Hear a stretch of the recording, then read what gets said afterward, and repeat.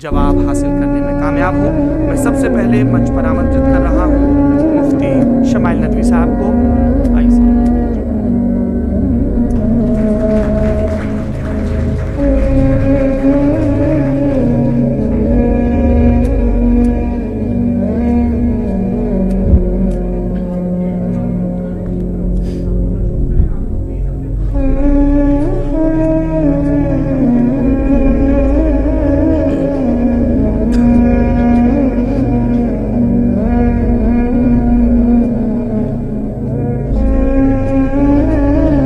तारीफ़ें उस क्रिएटर के लिए जिसने इस यूनिवर्स को एक मकसद के तहत पैदा किया है।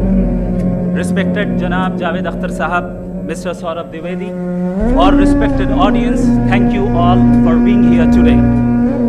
आज की डिबेट में चूंकि हम बात करने वाले हैं डज गॉड एग्जिस्ट के टॉपिक पर, तो ये एक ऐसा टॉपिक है जिसके मुताल्लिक कोई भी डिसीजन लेने के लिए अलग अलग स्टैंडर्ड्स हो सकते हैं। लिहाजा डिबेट के शुरू में ये ज़रूरी है कि हम ये जान लें कि आज के इस टॉपिक में कौन सा स्टैंडर्ड सही होगा और कौन सा गलत होगा। सबसे पहला स्टैंडर्ड जिसे मैं समझता हूँ कि हमारे रिस्पेक्टेड जनाब जावेद अख्तर साहब बड़ी तेज़ी के साथ उसकी तरफ लपकेंगे, वो है साइंस। जबकि साइंस दर हकीकत खुदा के एग्जिस्टेंस को डायरेक्टली साबित करने या उसके एग्जिस्टेंस को डिनाई करने के लिए स्टैंडर्ड नहीं बन सकती। और उसकी वजह क्या है, ये मैं नहीं कह रहा, ये वो लोग कह रहे हैं जो साइंस के एक्सपर्ट्स हैं। नेशनल एकेडमी ऑफ साइंस कहती है science doesn't have the processes to prove और disprove the existence of God. Why? क्योंकि साइंस का ताल्लुक एम्पेरिकल एविडेंस से है और एम्पेरिकल एविडेंसेस का ताल्लुक हमारे नेचुरल और फिजिकल वर्ल्ड से है, जबकि गॉड नॉन फिजिकल और सुपर नेचुरल रियलिटी है। लिहाजा नॉन फिजिकल रियलिटी को आप उस टूल के साथ नहीं चेक कर सकते जिसका काम फिजिकल रियलिटी को तलाश करना है। लिहाजा आज इस डिबेट में गॉड की एग्जिस्टेंस को साबित करने या उसे डिनाई करने में साइंटिफिक एविडेंस को एक्सेप्ट नहीं किया जाएगा। दूसरा स्टैंडर्ड हो सकता है रेविलेशन, कि रेविलेशन के जरिए हम ये साबित करें कि गॉड एग्जिस्ट करता है या नहीं। लेकिन ये स्टैंडर्ड भी आज इररेलेवेंट है। क्यों?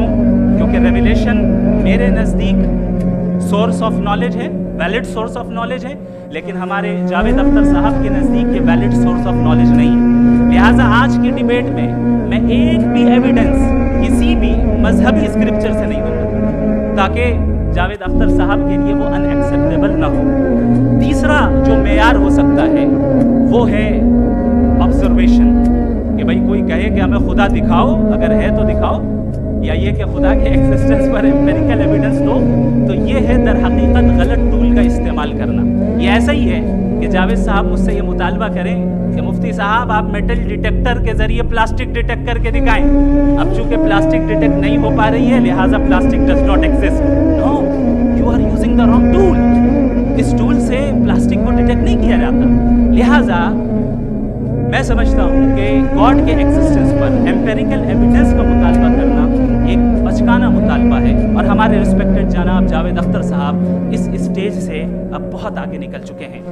अब बचता है एक ही स्टैंडर्ड, और वो स्टैंडर्ड है अक्ल, लॉजिक, रीजनिंग। और यही वो स्टैंडर्ड है जिसके तहत गॉड की एग्जिस्टेंस को साबित किया जाएगा या गॉड की एग्जिस्टेंस को डिनाई किया जाएगा। लेकिन चूंकि ये बहुत इंपॉर्टेंट और सेंसिटिव टॉपिक है, इसलिए लॉजिकल आर्ग्यूमेंट भी ऐसा होना चाहिए जो डेफिनेटिव हो, इनडेफिनेटिव ना हो, जो 2 और 2 4 की तरह बिल्कुल वाजे हो, जिसे लॉजिकली रिजेक्ट करना पॉसिबल नहीं हो। फॉर एग्जाम्पल हम कहें हमारे रिस्पेक्टेड मिस्टर सौरभ साहब ये एक इंसान है और तमाम इंसान कॉन्शियस बीइंग है, लिहाजा नतीजा क्या निकला, हमारे सौरभ साहब भी कॉन्शियस बीइंग है। क्या ये इनडेफिनेट आर्ग्यूमेंट है या डेफिनेट आर्ग्यूमेंट है? ये डेफिनेट आर्ग्यूमेंट है, ये 2 और 2 की तरह वाजे है, इसमें किसी तरह जो है लॉजिकली इसको रिजेक्ट नहीं किया जा सकता। तो अगर आज हमारे जावेद अख्तर साहब ऐसी कोई अकली दलील और लॉजिकल एविडेंस दें खुदा के ना होने पर जो डेफिनेट भी हो, तो मैं ये ऐलान करता हूँ कि यकीनन मैं उस एविडेंस को कबूल करूंगा और उस पर गौर करूंगा। लेकिन साथ में ये भी ऐलान कर देता हूं प्रेडिक्शन के तौर पर कि ऐसा कोई डेफिनेट आर्गुमेंट कोई नहीं पेश कर सकता। दलील हम देंगे और डेफिनेटिव दलील देंगे, लॉजिकल दलील देंगे, ऐसी दलील देंगे जो एंटायर एथिस्टिक वर्ल्ड उसे रिफ्यूट नहीं कर सकती। चलें अब हम एक एग्जाम्पल सोचते हैं, एक सिनेरियो, सिंपल सिनेरियो, तमाम ऑडियंस से गुजारिश है, हम और आप एक आइसोलेटेड आइलैंड पर हैं, ऐसा आइलैंड जहां पे हमसे पहले कोई कभी नहीं गया। चलते चलते आपके सामने अचानक आपने देखा एक पिंक कलर की बॉल पड़ी हुई है। सबसे पहला सवाल आपके जहन में क्या आएगा कि ये बॉल यहाँ क्यों आई, कैसे आई, ये पिंक कलर की ही क्यों है, कोई और कलर भी हो सकता था, ये इसी शेप में क्यों है, कोई और शेप भी हो सकता था। नेचुरली आप इस तरफ पहुंचेंगे कि कोई ना कोई है जिसने इन स्पेसिफिक प्रॉपर्टीज के साथ इस बॉल को बनाया है और यहां पे रखा है। चूंकि आप जानते हैं चूंकि ये जो बॉल है इसका एग्जिस्ट करना जरूरी नहीं है, ये एग्जिस्ट कर भी सकती थी, नहीं भी कर सकती थी, और एग्जिस्ट करना ही था तो किसी और फॉर्म में करती, किसी और कलर में करती। अब आप इस बॉल को एक्सपैंड करते चले जाएं, एक्सपैंड करते चले जाएं, एक्सपैंड करते चले जाएं, यहाँ तक कि ये बॉल यूनिवर्स के साइज की हो जाए। बताइए कि क्या साइज के बढ़ जाने से सवाल बदल जाएगा? हरगिज़ नहीं बदलेगा। अभी भी सवाल रहेगा ये यूनिवर्स कहाँ से आया, इन स्पेसिफिक प्रॉपर्टीज के साथ कहाँ से आया, क्यों आया, किसने बनाया, ये सवाल उस वक्त भी वैलिड रहेगा। लेकिन ये सवाल अगर हम जनाब जावेद अख्तर साहब से करें तो चूंकि इनका वर्ल्ड व्यू एथिस्टिक है, और सिर्फ इनका नहीं मतलब जितने भी एथिस्ट हैं और एथिस्टिक वर्ल्ड व्यू को रखने वाले से अगर आप ये सवाल करें कि ये यूनिवर्स कहाँ से आया, तो इनका जवाब या तो आर्ग्यूमेंट फ्रॉम इग्नोरेंस होगा या डॉगमेटिक होगा। या तो ये कहेंगे कि मुझे नहीं पता कि ये कहाँ से आया, लिहाजा गॉड डज नॉट एग्जिस्ट, ये आर्ग्यूमेंट फ्रॉम इग्नोरेंस है। या ये कहेंगे कि ये यूनिवर्स खुद ब खुद बन गया, इसका मतलब ये है कि उस बॉल को भी खुद ब खुद बन जाना चाहिए। लेकिन बॉल के ताल्लुक से ये एक्सप्लेनेशन एक्सेप्ट नहीं की जाएगी कि खुद ब खुद बन गई, लेकिन यूनिवर्स के ताल्लुक से कर दिया जाएगा। इसे हम दूसरे अल्फाज में डॉगमा भी कह सकते हैं। दूसरी चीज़, हमारे जावेद अख्तर साहब ज़रूर गॉड ऑफ गैप्स की मिसाल भी ज़रूर देंगे, और मिसाल देंगे कि पहले ज़माने में बिजलियाँ कड़कती थी तो लोगों ने किसी एक खुदा की तरफ, और बारिश होती थी तो दूसरे खुदा की तरफ मनसूब कर दिया, उनके पास दलील नहीं थी। ये हमारा वर्ल्ड व्यू है ही नहीं, ये हमारा वर्ल्ड व्यू है ही नहीं, क्योंकि नेचुरल फिनोमेना के प्रोसेस की इंटरप्रिटेशन को जान लेने से ये कहाँ से साबित हो गया कि गॉड एग्जिस्ट नहीं करता है। इस पर मैं इंशाल्लाह अभी आगे बात करूंगा। आप हजरात ये भी देखेंगे, और मैं ये एक्सपेक्ट करता हूँ कि हमारे रिस्पेक्टेड जनाब जावेद अख्तर साहब ज़रूर इमोशनल आर्गूमेंट्स भी देंगे, जो कि एक लॉजिकल फैलेसी है जब बात आती है ट्रुथ को डिसाइड करने में। क्यों? मिसाल के तौर पर वो कहेंगे कि अगर गॉड है तो ईविल क्यों एग्जिस्ट करता है, जबकि मैं कहता हूँ ईविल का एग्जिस्ट करना गॉड के एग्जिस्ट करने की दलील है, उसके खिलाफ नहीं है। क्योंकि अगर गॉड है तो हम सब उसके सामने अकाउंटेबल हैं, और अगर हम अकाउंटेबल हैं तो अकाउंटेबिलिटी के लिए ईविल का मौजूद होना ज़रूरी है, उसके बगैर हम अकाउंटेबल नहीं हो सकते। और अगर हम अकाउंटेबल नहीं हैं तो हम जनाब जावेद अख्तर साहब से पूछेंगे कि आप बताएं कि फिर सफरिंग इस दुनिया में क्यों है? अगर खुदा नहीं है तो सफरिंग क्यों है? और उन लोगों के जज्बे का क्या जिनके अंदर सफरिंग के बाद इंतकाम लेने का जज्बा पाया जाता है और वो इस दुनिया से ऐसे ही चले गए, क्या उनकी सारी तकलीफें बेकार चली जाएंगी? अब आ जाएं उसी एग्जाम्पल की तरफ कि बॉल, मुझसे अगर कोई पूछे इस बॉल को किसने बनाया या इस एक्सपेंडेड बॉल को किसने बनाया, मैं कहूँगा कि चूंकि ये यूनिवर्स और इस यूनिवर्स की तमाम चीज़ें कॉन्टिंजेंट है। कॉन्टिंजेंट होने का मतलब ये होता है कि जो अपने एक्सिस्टेंस पे किसी के ऊपर डिपेंड करती हो, तो जाहिर है ये यूनिवर्स कॉन्टिंजेंट है। और अगर कोई चीज़ कॉन्टिंजेंट नहीं है तो मैं रिक्वेस्ट करूंगा कि मुझे दिखा दें कि कौन सी चीज़ यूनिवर्स में कॉन्टिंजेंट नहीं है। हम भी ज़रा गौर कर लें और हम भी देख लें। और जब कॉन्टिंजेंट चीज़ें मौजूद हैं तो फिलोसोफर्स की इस्तिलाह के मुताबिक, हम उस टर्मिनोलॉजी के मुताबिक हम उस जगह तक पहुंचते हैं और उस हस्ती तक पहुंचते हैं जिसे नेसेसरी बीइंग कहा जाता है। कि ये वो नेसेसरी बीइंग है जिसका मौजूद ना होना नामुमकिन हो, क्योंकि अगर ये मौजूद ना हो तो सारी चीज़ें एग्जिस्टेंस में आएंगी ही नहीं, और ये सारी कॉन्टिंजेंट चीज़ें उसी के ऊपर डिपेंड करती हैं। अब अगर आप ये सवाल करते हैं कि फिर उस हस्ती को किसने बनाया, फिर उसका कॉज क्या है, फिर उसका कॉज क्या है, फिर उसका कॉज क्या है, और एंडलेसली चले जाएं, इसे हम कहते हैं इन्फिनिट रिग्रेस ऑफ कॉजेस, जो कि लॉजिकल फैलेसी है। कॉन्सेप्चुअली इन्फिनिटी पॉसिबल है। मिसाल के तौर पे न्यूमेरिकल्स 1 2 3 गिनते चले जाएं, इन्फिनिट नंबर यूनिवर्स है। मैं कॉन्सेप्चुअली बात नहीं कर रहा, प्रैक्टिकली रियलिटी में साबित करके दिखाएं कि infinite regress of causes possible है या नहीं। अगर पॉसिबल है तो हम मान लेंगे, मिसाल दे दें, और पॉसिबल नहीं है तो एक ही ऑप्शन बचता है जिसे हम कहते हैं नेसेसरी बीइंग। ऐसी नेसेसरी बीइंग जो इंडिपेंडेंट है, क्योंकि अगर वो डिपेंडेंट हुई तो वो नेसेसरी नहीं रहेगी। ऐसी इंडिपेंडेंट बीइंग जो इटर्नल है, अगर वो इटर्नल नहीं होगी, उसकी बिगिनिंग होगी तो वो खुद कॉन्टिंजेंट है। ऐसी बीइंग जो पावरफुल है, क्योंकि कॉन्टिंजेंट को एक्चुअलाइज करने के लिए पावर चाहिए। ऐसी बीइंग जो इंटेलिजेंट है और नॉलेजेबल है, क्योंकि ये यूनिवर्स स्पेसिफिक फॉर्म और स्पेसिफिक लॉज ऑफ नेचर के तहत प्रिसाइजली चल रहा है। Thank you. Thank you. मैं इन दलीलों के बाद जावेद अख्तर साहब से गुजारिश करूंगा, आप बैठ के बोलना चाहेंगे?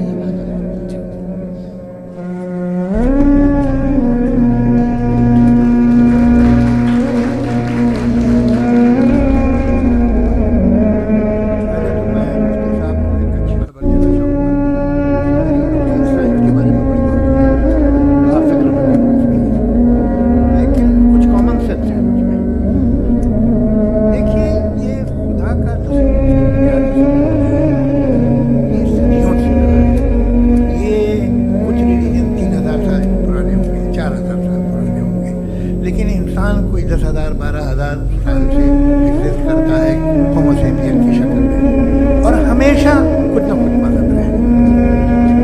ये मजहब जाहिलों के नहीं थे, ये मजहब एक ऐसी ग्रीक सोसाइटी के थे जहाँ बड़े बड़े फिलोसफर थे। ये मजहब इजिप्शियंस के थे जिन्होंने पिरामिड्स बनाए थे।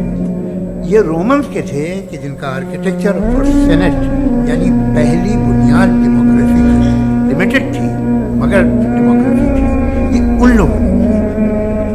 तो इनका जो जुपिटर था, रा था, ज़्यूस था, उन्हें उस पर इतना ही एतमाद था जितना आज किसी मजहबी आदमी को अपने खुदा पे होगा।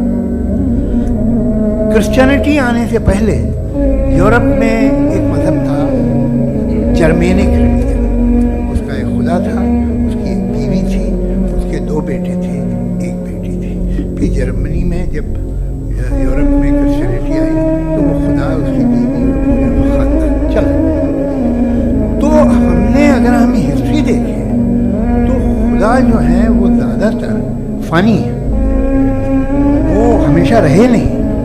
और वो जो लोग इन्हें मानते थे उनको आप कहें वो तो जाहिल थे, उन्हें तो कुछ पता ही नहीं था, ऐसा नहीं है।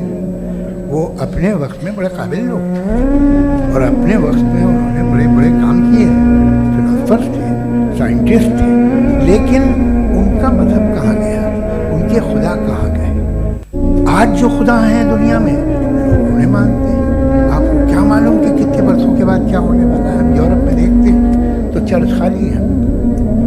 तो वक्त के साथ चीज़ें बदलती हैं। जहाँ तक इसका ताल्लुक है मजहबों का, हर मजहब आपसे एक चीज मांगता है, फेथ। ये फेथ क्या चीज होती है? What is the difference between faith and belief? ये तो बहुत ही अहमखाना बात होगी कि कोई आदमी कहे साहब अगर खुदा है तो मुझे दिखाइए। ये तो जाहिलाना बात हुई। मैंने तो नॉर्थ पोल नहीं देखा है, मगर मैं मानता हूँ कि नॉर्थ पोल है। मैं क्यों मानता हूँ? इसलिए कि अगर ये दुनिया राउंड है तो उसका कोई ड्रॉप होगा। कुछ लोग हैं जो वहाँ गए भी हैं, कॉमन सेंस कहता है कि ऐसा होगा, सबूत है, गवाह है, रीजन है। तो ये मेरा फेथ नहीं है। तो फेथ में और बिलीफ में डिफरेंस क्या है? जो मजहब मांगता है, हर मजहब फेथ का मतलब ये है कि ना कोई गवाह हो, ना कोई सबूत हो, ना कोई रैशनल हो, ना कोई लॉजिक हो, ना कोई प्रूफ हो, मगर तुम एक बात को मानो, ये है फेथ। वरना बिलीफ होता। अगर इसमें कुछ भी सबूत होते, गवाह होते, तो फिर इसे आप बिलीफ कहते हैं। जैसे मेरा बिलीफ है कि नॉट पोल है, मेरा फेथ थोड़ी। फेथ इन तमाम शर्तों को रद्द करता है। तो फिर स्टुपिडिटी क्या है? अगर मैं एक बात ऐसी मानूं जिसकी ना कोई लॉजिक है, ना कोई रैशनल है, ना कोई प्रूफ है, ना कोई गवाह है, ना कोई सबूत है, और मैं उसे मानूं, तो ये स्टुपिडिटी है। इसे ही कल को मैं क्या ही खुशी होगी, सुकून भी बहुत मिलेगा मुझे। लेकिन और कहे भाई क्यों मानते हो, क्या सबूत है भाई, वो तो अमेरिकन है और तुम तो इंडियन हो, वो तो नस्लें लगे, तुम्हें कभी मिले भी नहीं। साथ देखिए मेरा फेथ का मतलब ही यह है कि आप प्रूव नहीं कर सकते।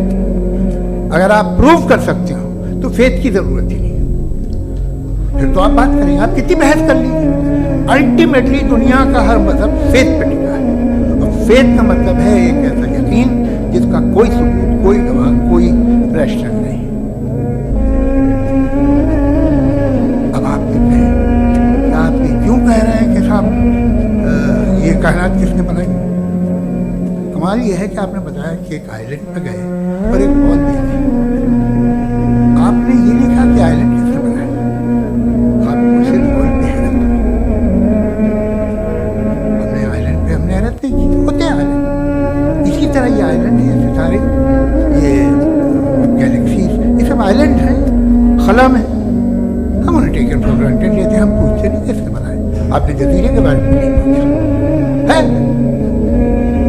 मेरी पैदाइश कैसे हुई, क्या मैं प्लान पैदा हुआ था, I was plan to be born, या एक लकी स्पर्म था जो किसी एक से चिपक गया? मेरी पैदाइश रैंडम। और इंसाफ जिसे आप कहते हैं, इंसाफ का तो नेचर से कोई वास्ता ही नहीं। जो आप कहते हैं कि एक दिन इंसाफ करेगा, इंसाफ is a human concept, nature में कोई इंसाफ नहीं। अगर शेर हिरन को खा जाता है तो उसे कोई सजा नहीं। अगर एक आंधी आती है और हरे भरे पेड़ों को उखाड़ के फेंक देती तो आंधियों की जेल नहीं होती है। नेचर में इंसाफ नहीं, इसलिए मुझे नेचर को इंसाफ की जरूरत भी नहीं। नेचर तमाम एक है। अब हम कहें कि साहब ये देखिए जो मैंने खाना खाया था, मेरी आंतों ने यूं कर दिया उसे, तो इससे सजा मिलने नहीं, सिस्टम है, ऐसे ही चल रहा है। नेचर बगैर इंसाफ के है। इंसाफ इज अ ह्यूमन कॉन्सेप्ट। तो जो आपसे कहता है कि मैं तुम्हें इंसाफ दूंगा, वो इंसानी जहन नहीं लगा। ये नेचुरल है ही नहीं, ये आसमानी है ही नहीं।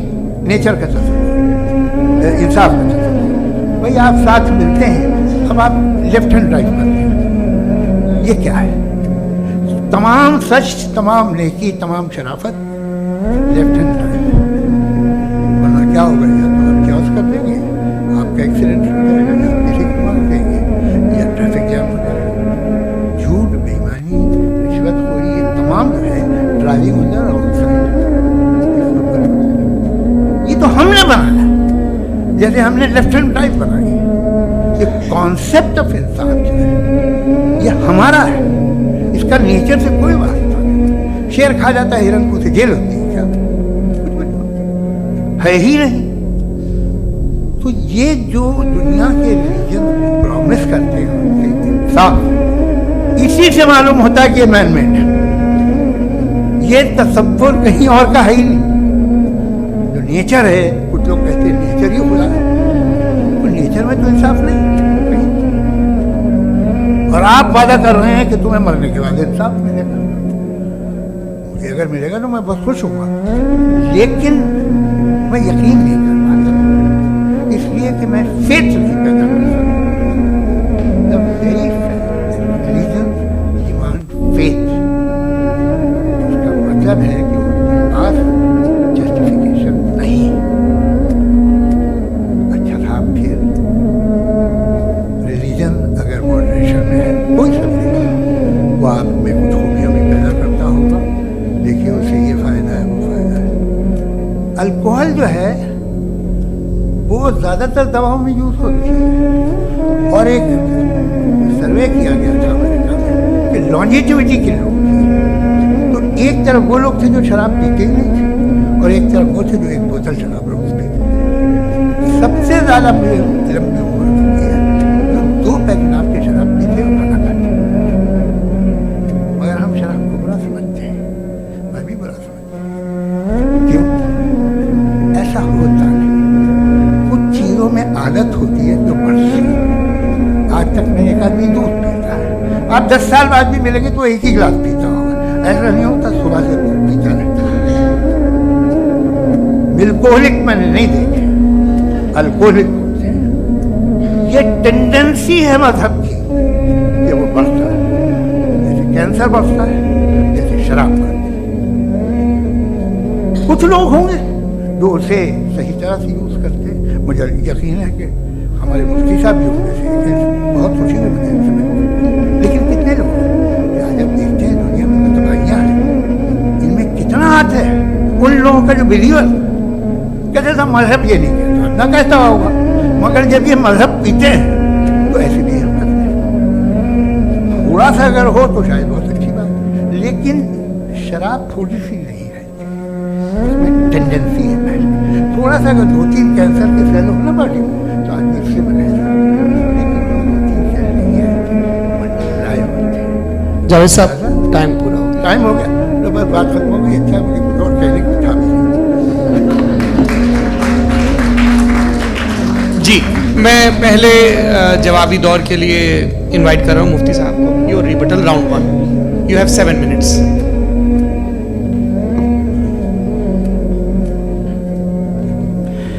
Thank you very much Javed साहब, आपकी बात को सुनकर बड़े महजूज हुए हम लोग। महजूज, do you understand? We enjoyed. Okay, अब थोड़ा सा लॉजिकली उसको हम लोग देखते हैं। दरअसल हम लोगों ने कल गुजारिश की थी मुफ्ती साहब से भी, जावेद साहब से भी, कि हिंदुस्तानी ज़बान आम फहम सबको समझ में आ जाए और जहाँ कहीं आप मुश्किल शब्द इस्तेमाल करें वहाँ बताते भी चलें। Thank you. तो सबसे पहले हमारे रिस्पेक्टेड जावेद साहब ने हवाला दिया कि खुदा फ़ानी है। कितने मजहब आगे चले गए, किसी ने जुपिटर को खुदा माना, किसी ने किसी को माना। मैं कहता हूँ जिसने कॉन्टिंजेंट चीज़ को खुदा माना, गलत माना, वो खुदा ही नहीं, वो खुदा ही नहीं है। हम तो नेसेसरी बीइंग को साबित करने बैठे, वो नेसेसरी कॉज जो इटरनल है, जो अबदी भी है और अजली भी है, हम किसी और को साबित करने नहीं बैठे। दूसरी चीज उन्होंने कहा कि फेथ एंड बिलीफ, ये एक ऐसी डेफिनेशन है फेथ की जो इन्होंने पहली मर्तबा पेश की है, या माफ कीजिएगा इन्होंने पहली मर्तबा पेश नहीं की है, रिचर्ड डॉकिंस ने पहली मर्तबा पेश की है। मुझे मालूम है ये सोर्स कहां से है। एपिस्टेमोलॉजिकली फेथ और बिलीफ का फर्क आप इस तरह नहीं कर सकते सर। फेथ सही भी होता है, गलत भी होता है, बिलीफ सही भी होता है, गलत भी होता है। जो लॉजिक, रीजन और एविडेंस से बैक्ड होगा वो फेथ सही होगा। और आप जिस फेथ की बात कर रहे हैं कि इलॉजिकल है और उसके पीछे नहीं है, तो we are on the same page. हम नहीं मानते उस फेथ को, जो फेथ ऐसा हो जिसके पीछे कोई लॉजिक ना हो, एविडेंस ना हो, हम नहीं मानते। हम तो उस फेथ के कायल हैं जिसके पीछे लॉजिक हो और एविडेंस हो। तो बिलीफ सही भी होता है, गलत भी होता है, फेथ भी सही होता है और गलत भी होता है। तो आज फेथ और बिलीफ के डिफरेंस पे बात नहीं हो रही। आज आप चाहे फेथ एक्सेप्ट कर लें या बिलीफ एक्सेप्ट कर लें, आज ये बात होगी कि ट्रूथ क्या है। चाहे ट्रू बिलीफ सही है या ट्रू फेथ सही है, और फॉल्स फेथ क्या है और फॉल्स बिलीफ क्या है, बात इस पे हो रही। दूसरी चीज इन्होंने पूछा स्टुपिडिटी फिर क्या है।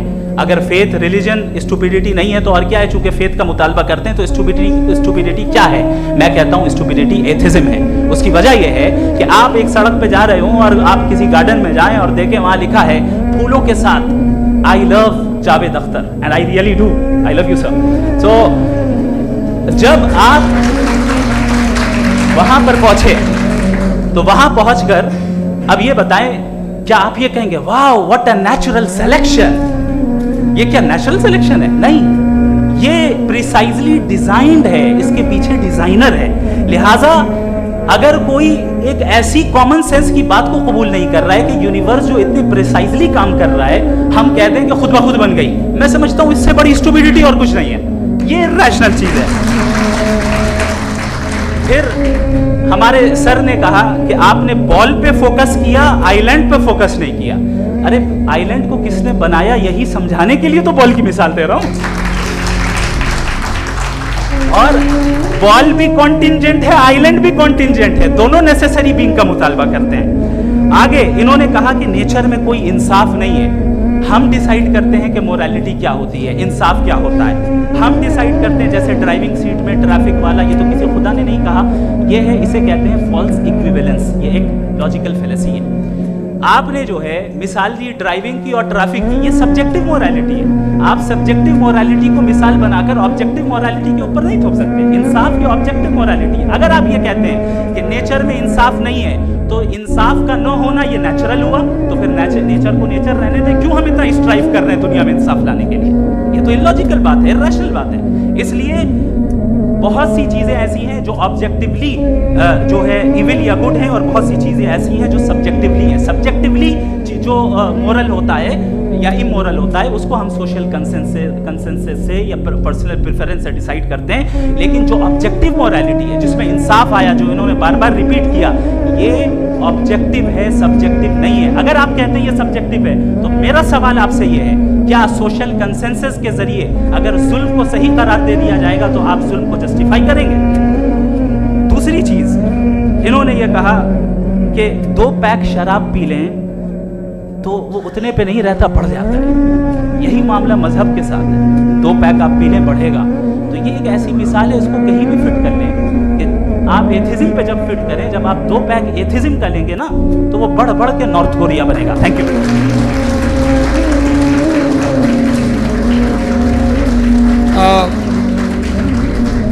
फर्स्ट राउंड के रिबटल के लिए मैं जावेद साहब को इनवाइट कर रहा हूँ। आपके पास 7 मिनट का वक्त है, रीसेट कर दीजिएगा प्लीज। मुझे इस बात की खुशी है कि मुफ्ती साहब ने भी मान लिया कि नेचर में कोई इंसाफ नहीं है। कोई भी चीज़ जो इंसान ने नहीं बनाई है उसमें इंसाफ नहीं है। एक बात मैं आपसे पता लगा लीजिएगा, ये जो आसमान में आती है ये खूबसूरत देखते हैं, इनमें से कोई नेचुरल नहीं है। ये सारे फूल क्रॉस करके बनाए गए हैं। जो जंगल में फूल होते हैं निहायत मामूली होते हैं, ये फूल इंसानों ने बनाए हैं। जो आप बाग में देख के वाह वाह कहते हैं, ये इंसानों के बनाए हुए डिफरेंट फूलों को क्रॉस करके डेवलप करके फिर क्रॉस करके इस तरह से बनाए गए। नेचुरल नहीं, किसी जंगल वीरान में जाके आप बड़ा भी फूल नहीं देखेंगे, इसे बनाए हुए इंसान ने। बहुत से काम इंसान ने किए। बाकी है कि आपने मेरी एक बात का इससे मुझे शिकायत है कि फेथ क्या है और आप फेथ मांगते क्यों हैं मुझसे? आप तो लॉजिकल है, आपके पास तो सारे रैशनल हैं, आपके पास सारे सबूत हैं, तो आपको फेथ की डिमांड क्यों करते हो कि भाई तुम सरेंडर कर दो और सवाल मत करो? कोई मजहब सारे सवाल करने की इजाजत नहीं देता और मना करता है कि ज्यादा सवाल ना करो, बह जाओगे। आप क्यों रोकते हैं? हकीकत ये है कि इंसानी तारीख क्या है। इंसानी तारीख ये है कि दुनिया में किस तरह के लोग अपनी नाइमी की कोशिश की है, दूसरे वो जिन्होंने अपनी इग्नोरेंस या लाइल्मी से झगड़ा किया है और मालूम किया है कि क्या ये जो आप कह रहे हैं। आज आप हैरान हैं कि भाई ये यूनिवर्स कैसे बनी। हैरान है कि सूरज डूबता है तो इधर से कैसे निकलता है। और आप एक कदम जाके हमेशा का मानने को तैयार है, एक कदम पीछे मानते हैं। भाई आप इसके बाद जाते हो, कहते सवाल ना करना कि ये कहाँ से आया, ये पावर तो हमेशा से आप यूनिवर्स के बारे में मानने क्या थे? एक कदम पहले रुक जाइए। ये हमेशा से थी या नहीं थी हमें मालूम नहीं है। और ये कहना कि हमें मालूम नहीं है, कमाल ये है कि दुनिया के सारे मतलब सब ये दुनिया कैसे बनी थी, कैसे बनेगी, बनने के बाद क्या होगा, इनको सब, इनको किसी को डायनासोर होते थे पहले ये नहीं पता, किसी को नहीं। किसी भी दुनिया की मजहबी किताब में डायनासोर का जिक्र नहीं है। लेकिन बाकी सब बातें आपको बाकी सब पता है। जिसको सब पता है वो हमें ये इंकिसार, ये ह्यूमिलिटी होनी चाहिए कि हम ये कहें कि हमें ये बहुत सारी बातें नहीं मालूम, लेकिन हम उनकी परस्तिश न करना, अपनी लाइल्मी को की परस्तिश न करें, हम उसे पता लगाने की कोशिश करें। ये दुनिया में हम बैठे हैं, ये हॉल जो है, ये इलेक्ट्रिसिटी जो है, ये माइक जो है, जिस हवाई जहाज से आप आए थे, वो जिस कार से आप यहाँ आए हैं, ये सब उन लोगों की बनाई हुई है जिन्होंने सवाल किए थे। ये दुनिया जिसमें आप आज आराम से हैं, ये उन लोगों की बनाई है कि जिन्होंने सवाल किए थे।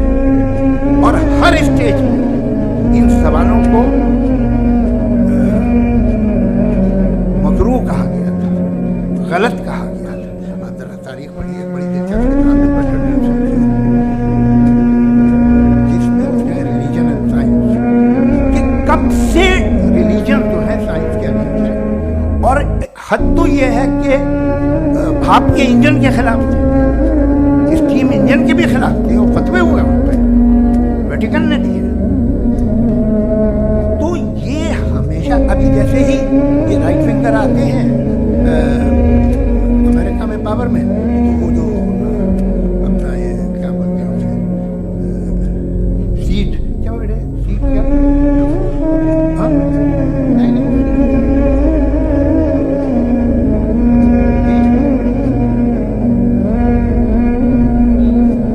नहीं भाई, वो जो ह्यूमन बॉडी के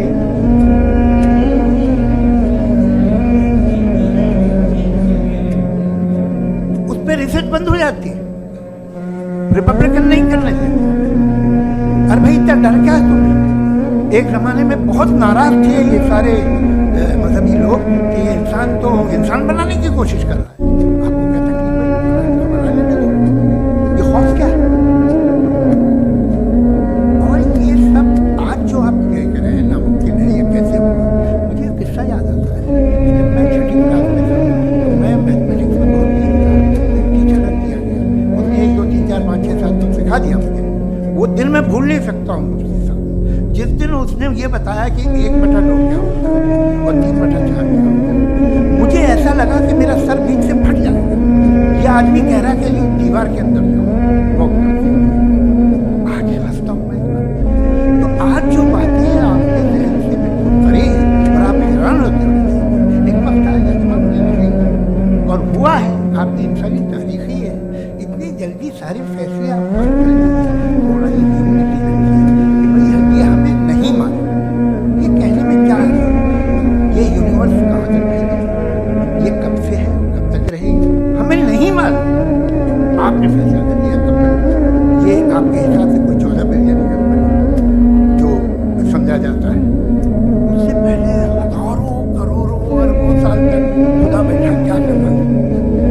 खामोश बैठा था, ऐसी जमाइयाँ ले रहा था। फिर उसे आइडिया है, यार एक काम करते, वक्त अच्छा गुजर जाएगा, यूनिवर्स बनाते हैं।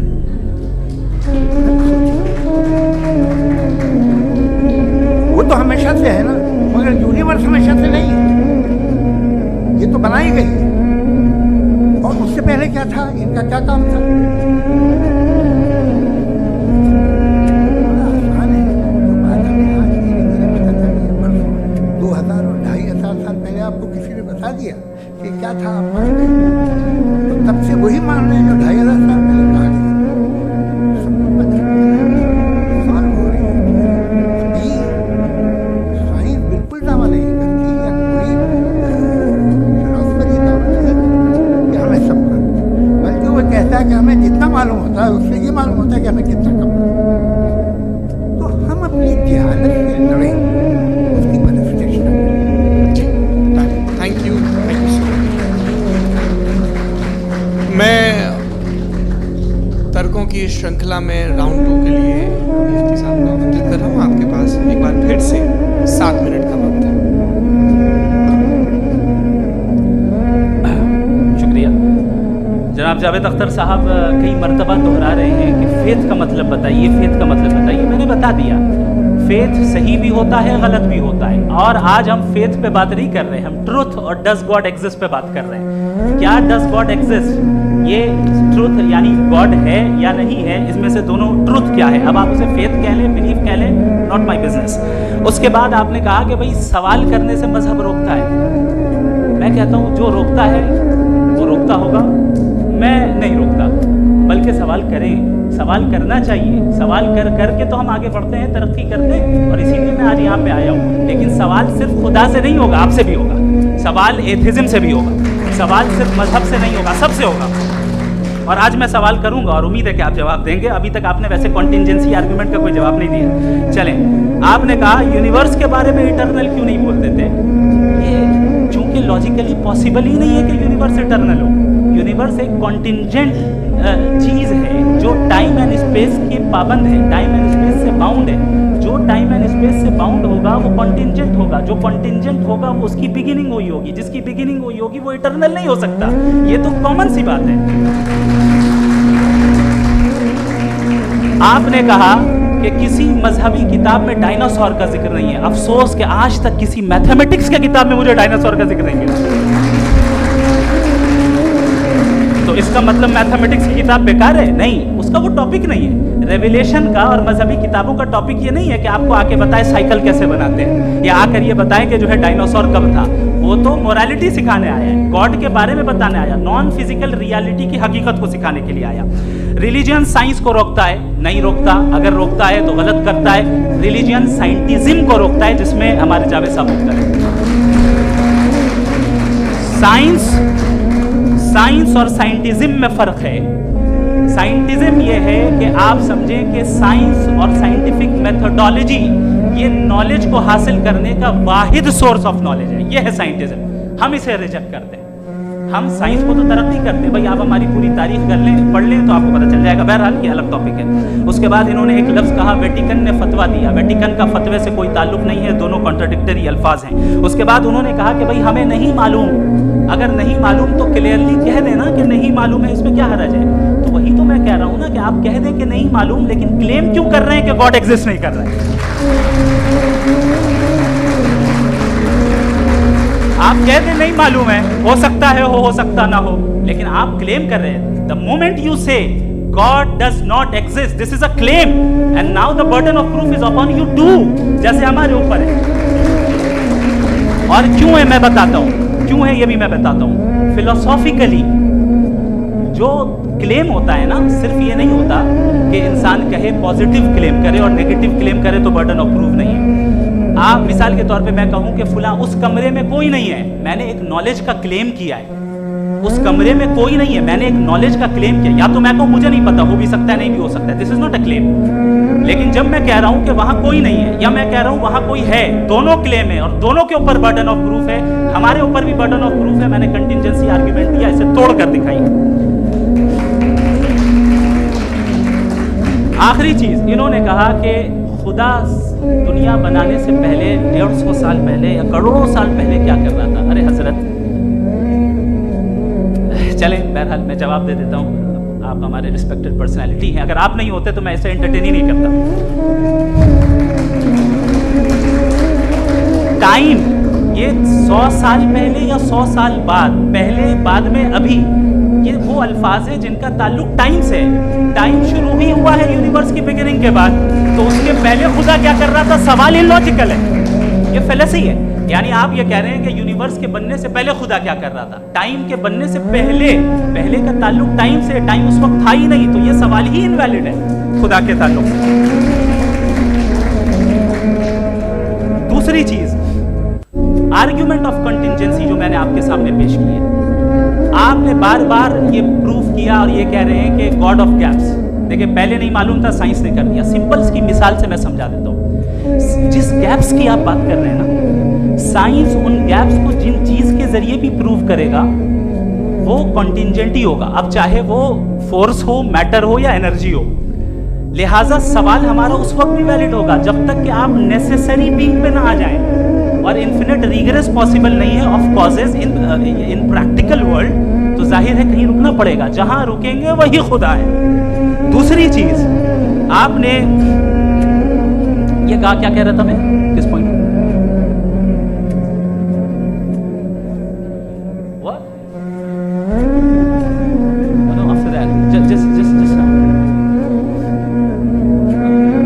हाँ, जहां रुकेंगे वही खुदा है। बहरहाल तो टाइम का जिक्र हो गया, गॉड ऑफ गैप, सॉरी या इसकी एक मिसाल आप ले लें। एक कार है, एक साहब ने देखा कि भाई कार जो है उसके व्हील्स कितने अच्छे लगे हुए, सही जगह पे, स्टीयरिंग जो है कितने अच्छे जगह पे लगी हुई, और सीट्स कितने वेल डिजाइंड है, कितनी प्रिसाइजली ये कार काम कर रही है।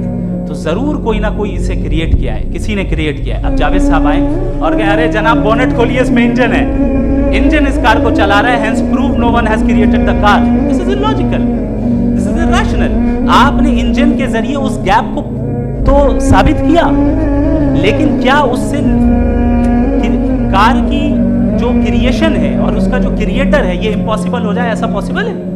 उसका सवाल खत्म हो जाए, ऐसा पॉसिबल है? नहीं, आपने गैप्स को फिल करके, कॉन्टिंजेंट चीजों से गैप्स को फिल करके हमारे ऑब्जर्वेशन को और ब्रॉड कर दिया।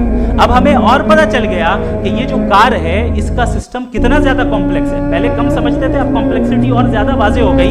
अब हमें समझ में आ रहा है कि हमारी सर्टेनिटी और बढ़ गई कि जरूर इस कार को किसी ना किसी ने बनाया। यही मामला यूनिवर्स का है। साइंस हमेशा फिजिकल वर्ल्ड की चीजों को ही फिल करती जाएगी और फिजिकल चीजों से ही करती जाएगी, क्योंकि एम्पिरिकल एविडेंस का ताल्लुक फिजिकल वर्ल्ड से है। आप साइंस के जरिए मेटाफिजिकल रियलिटी को कभी साबित नहीं कर सकते। ये रॉन्ग टूल का इस्तेमाल करना है। ये वही काम है कि आप मेटल डिटेक्टर से प्लास्टिक डिटेक्टर करने चलें, जो कि जाहिर है सही नहीं है। Thank you.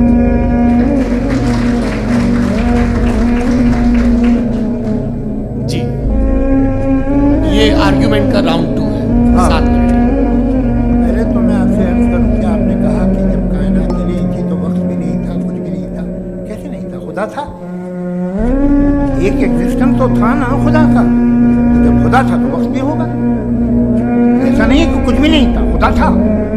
अच्छा, बाकी है कि आपने कहा साहब आप साबित कीजिए, आपके पास भी नॉलेज है, मेरे पास भी नॉलेज है। मेरा जिम्मेदारी नहीं है साबित करना कि खुदा है। बर्ट्रैंड रसल ने बड़ी अच्छी बात कही। बर्ट्रैंड रसल ने बड़ी अच्छी बात कही। मैं आपसे अगर ये दावा करूं कि चाय की केतली मरीख के चारों तरफ घूम रही है, मार्स के चारों तरफ, तो ये आपका काम नहीं है कि आप साबित करें कि कोई चाय की केतली नहीं है। ये मेरा काम है, मैंने दावा किया है। ये दावा तो मजहबी लोग करते हैं कि खुदा है। मैं क्यों साबित करूं कि नहीं है? जब तक आप मुझे कन्विंस नहीं कर देंगे मैं नहीं मानूंगा। आपकी जिम्मेदारी, मेरी जिम्मेदारी नहीं है। स्वयं ये जो आप कह रहे हैं, जो गैप है, ये गैप जब जब किसी मजहब को चैलेंज करते हैं, जब ऐसा कोई बात आती है तो हंगामा हो जाता है। कि जब वो चैलेंज करें किसी फेथ, ये तमाम साइंस जो है मुख्तलिफ जगहों में, मुख्तलिफ वक्तों में मजहब ने रोकने की कोशिश की है। एक किताब है religion and science, Bertrand Russell की, पढ़िएगा, अच्छी लगेगी। तारीखी है साइंस, मजहब की साइंस से उसका यही रिश्ता है। अच्छा, अब ये हम सोचें कि महाराज ये जो है मजहब और ये बिलीफ इन गॉड इंसान को बेहतर बना देता है। तो एक काम कीजिए, हिंदुस्तान वर्ल्ड का नक्शा लीजिए और मार्क कीजिए कि रिलीजन कहाँ कहाँ, चाहे वो लैटिन अमेरिका हो या मिडिल ईस्ट हो या फार ईस्ट हो या हिंदुस्तान के वो इलाके जहाँ मजहबी रख दीजिए नक्शा। तब कि कहाँ कहाँ नाइंसाफी, डिप्रेशन, औरतों के हुकूक की पाबंदी, जुल्म, डिक्टेटरशिप कहाँ है, नक्शा एक ही होगा। तो आप मुझे बताएं कि जो इसका तरकीब इस्तेमाल क्या है? खुदा का तरकीब इस्तेमाल तो बताइए। आप छोटी सी दवा सड़क पे बेचते हो, उसकी भी तरकीब इस्तेमाल हो सकती है। इसके इस्तेमाल से तो फायदे नहीं हुआ किसी को। जो सारे के सारे खराब मुल्क है, खराब समाज है, वो सारे जुल्म खुदा के नाम पे करते हैं। वो गलत करते हैं, सही करते हैं, मुझे क्या लेना देना उससे? इस्तेमाल से मालूम होता ना। एक विस्की की बोतल कभी शायद देखी हो आपने, लाल रंग की होती है, उसमें रोशनी और छिपड़ी इंतहाई खूबसूरत लगती है। क्या बिगाड़ रही है किसी को? इसका इस्तेमाल इसका इस्तेमाल इस तसव्वुर का इस्तेमाल ही गलत है और हमेशा से गलत है।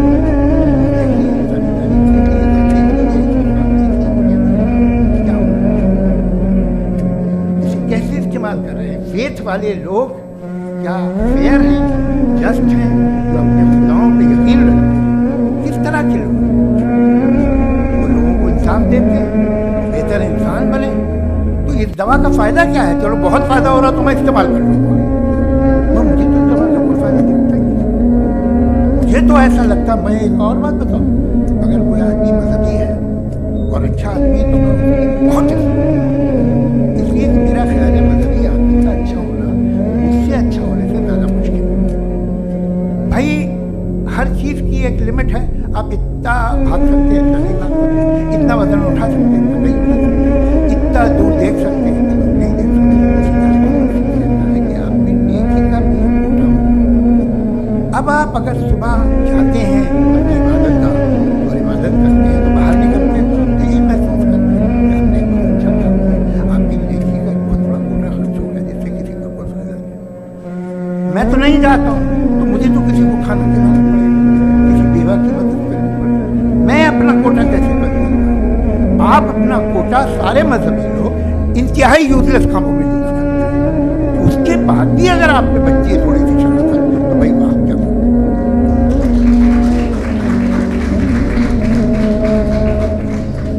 एक तो मुझे ये बात बहुत अच्छी लग रही है कि दोनों ही विद्वान समय को मानते हैं और बहुत समय से अपनी दलीलें और पांच दफा समय से पहले अपनी तकरीरें पूरी करके अपनी अपनी कुर्सी पर बैठ रहे हैं।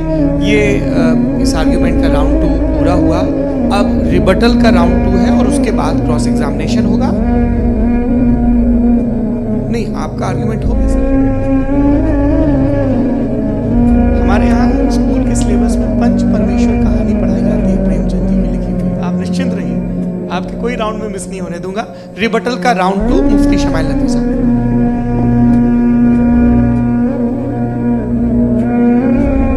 असल में जो हकीकी प्रॉब्लम है, असल प्रॉब्लम है वो ये है कि जावेद साहब के पास कॉन्सेप्ट ऑफ गॉड क्लियर नहीं है। इन्होंने कहा कि कायनात से पहले खुदा तो था, तब भी तो टाइम होगा।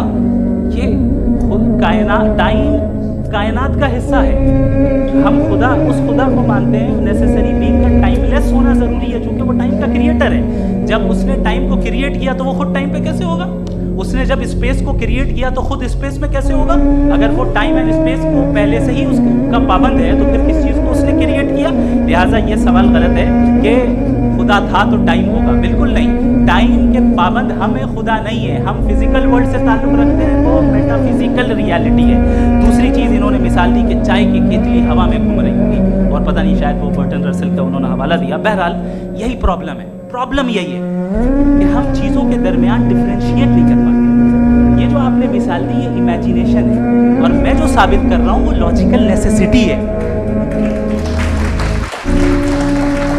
आप इमेजिन करना है तो कुछ भी करें, जुपिटर में पिंक एलिफेंट होगा, यूनिकॉर्न होगा, करें। उससे कायनात में क्या फ़र्क पड़ता है? उससे आप लॉजिकल नेसेसिटी साबित नहीं कर सकते। मैं तो उस प्राइम कॉज की बात कर रहा हूँ, उस नेसेसरी बीइंग की बात कर रहा हूँ जिसके बगैर इस कायनात का एग्जिस्टेंस मुमकिन नहीं है। दूसरी चीज़, मजहब को साइंस चैलेंज करती है वगैरह वगैरह, ये हमारा टॉपिक ही नहीं है। मैं इस पर बात करूँगा तो फिर मेरा वक्त चला जाएगा मजहब के ऊपर, क्योंकि हमारे डिस्कशन नहीं है। साइंस को मजहब और बिलखुसूस मैं और हमारा वर्ल्ड व्यू कम अज़ कम साइंस को पीछे नहीं करता है, साइंटिज्म की मजम्मत करता है। इसकी वजाहत मैंने पहले कर दी। दूसरी चीज़ इन्होंने कहा वर्ल्ड का नक्शा लीजिए, वर्ल्ड मैप लीजिए, तो अलग अलग जगह की। हज़रत मैंने ये होमवर्क किया था और मैंने मिडिल ईस्ट का एक नक्शा लिया और यूरोप का एक नक्शा लिया। ये मजहबी इलाका और ये लिबरल और एथीस्ट इलाका। मुझे पता चला कि सबसे ज़्यादा रेप केसेस जो हैं वहाँ पर है।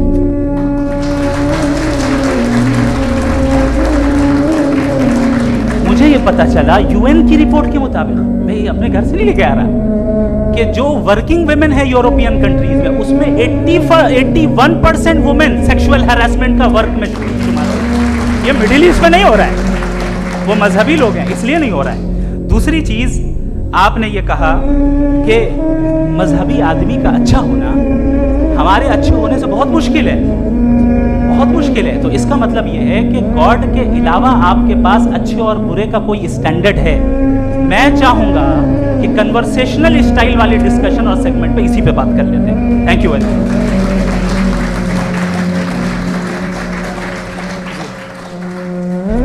ये रिबटल का राउंड 2 है, आपके पास 5 मिनट का वक्त है और इसके बाद क्रॉस एग्जामिनेशन शुरू करेंगे। आप चाहें तो जो इन्होंने सवाल पूछे उनके जवाब आप रिबटल में भी दे सकते हैं।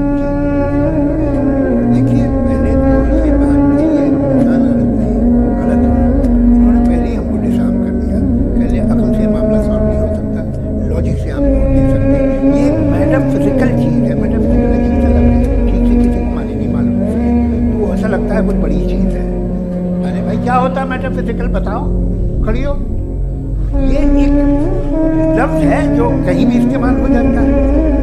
जब आप एक बात कर रहे हैं और आप उससे बहस कर रहे हैं तो मुझे मेटाफिजिकल मत बताइए, आप लॉजिकली मुझे प्रूफ दिए। और अगर लॉजिकली आप नहीं बात करते हैं सब मेटाफिजिकल, तो फिर हम आप बात क्या कर रहे हैं? मेरा आपका किस ज़बान में कॉन्वर्सेशन? और ये कहना कि वक्त पहले नहीं था तो फिर क्यों कहते हैं ये हमेशा से और हमेशा रहेगा, हमेशा वक्त है। तो आप कैसे कहते हैं वो हमेशा से है और हमेशा रहेगा? हमेशा का मतलब है कोई वक्त, अगर वक्त ही नहीं है तो हमेशा कैसे? बाहर रहेगा। अब मैं ये देखता हूँ, आपने कहा ना कि वहाँ रेत ज़्यादा होती है, तो हम एक बात देखते हैं कि दुनिया जिसमें वो कादर मुतलक है, जिसकी इम्पोर्टेंट है, ये दुनिया चल कैसे रही है? कोई दुनिया का हाल क्या है?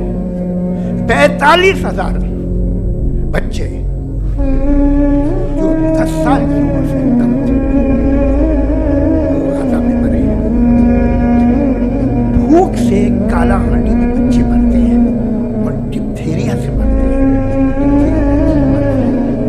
गले में छाली बनना शुरू होती है, बच्चा नीला हो जाता है, गरीब का बच्चा। इसलिए कि उस बात में ये कादर मुतलक है जो जाहिर कर दे, इसलिए आप हमारे मन में हमारी ये काम कर दे, वो कर दे, जैसे मतलब डे टू डे लाइफ में वो इंटरफेयर करता है और ये देख रहा है। अगर वो वाकई भी है फॉर डिस्कशन से, तो मैं जब दुनिया देखता हूँ तो मेरे ये क्या कर रहे हो? तुम पूरे ऑल पावरफुल हो, ओमनीपोटेंट हो, ओमनी प्रेजेंट हो। तुम तो वहाँ गाजा में रहे होगे ना, तुम्हारी जगह हो। तुम देख रहे थे कि बच्चे की कैसे धज्जियां उड़ रही, तुम देख रहे थे। और तुम चाहते हो मैं तुम्हारी प्रैक्टिस करूँ, वो भी प्राइम मिनिस्टर तो ख्याल करते हैं। कमाल, आप किसकी इबादत कर रहे हैं? अगर वो है भी, ये दुनिया नाइंसाफी से, जुल्म से, जबर से, तशद्दुद से भरी हुई है। और आप ये मत कहिएगा कि वो देख रहा है और वो बताएगा एक दिन। अगर वो देख रहा है और इंटरफेयर नहीं करता तो आप दुआ की बात करें। आप कहिए मेरा ये काम करा दे, इसके मतलब है वो दखल दे सकता है, वो आपको नौकरी दिलवा सकता है, भले दूसरे आदमी को न मिले, मगर आपका काम कर देगा चूंकि आपने दुआ मांगी है। तो जब वो आपको नौकरी दिला सकता है, लड़की की शादी कर सकता है, बेटे को ग्रीन कार्ड दिलवा सकता है, तो कम से कम ये जो मर रहे हैं बच्चे, मुझे तो दुनिया में इस दुनिया का कोई मालिक है, इसका ओमनीपोटेंट कोई रूलर है और ये दुनिया ऐसी चल रही है। मैं तो चाहूंगा कि आइंदा हो, अगर वो तो बड़ी शर्मिंदगी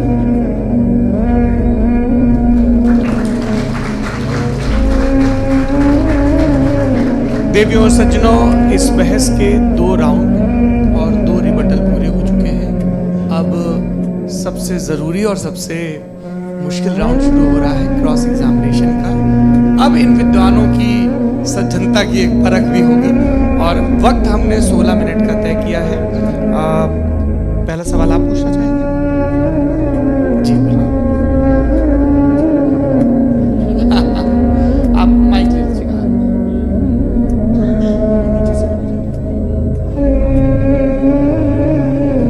जी डायस बता सकते हैं आप थोड़ा क्विकली? डायस पीछे कर दीजिए बस थोड़ा सा, ताकि ये जो दाएं बाएं लोग बैठे हैं आराम से आराम से।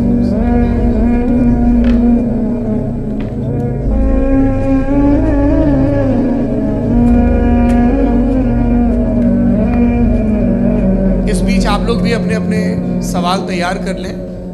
ये ध्यान रखेंगे कि मैं यहाँ से सवाल दूंगा, आप लोगों को अपना हाथ ऊपर करना है, अपना नाम बताना है और अधिकतम 3 वाक्यों में अपना सवाल पूरा करना है। कई लोग सवाल की जगह भाषण देने लगते हैं, उससे आज बचना है। जी मुफ्ती साहब, पहला सवाल आपका, 16 मिनट है, हम दोनों लोगों के सवाल हैं। जी जी बहुत शुक्रिया। आपकी जो अभी बात हुई बहुत अहम थी, मैं इसको चाहूँगा कि आगे डिस्कस करूँ, लेकिन चूँकि अभी ये सेगमेंट है क्रॉस एग्जामिनेशन, तो सबसे पहला सवाल आपसे ये है कि जो मैं इतनी देर से कॉन्टिंजेंसी आर्ग्यूमेंट आपको बता रहा था, ये अकल से ही बता रहा था, जरा आप ये बताएं कि आप इन्फिनिट रिग्रेस ऑफ कॉजेस को पॉसिबल मानते हैं या नेसेसरी बीइंग के एग्जिस्टेंस को सही समझते हैं, क्योंकि 2 ही ऑप्शन हो सकता है। आप ये बताएं।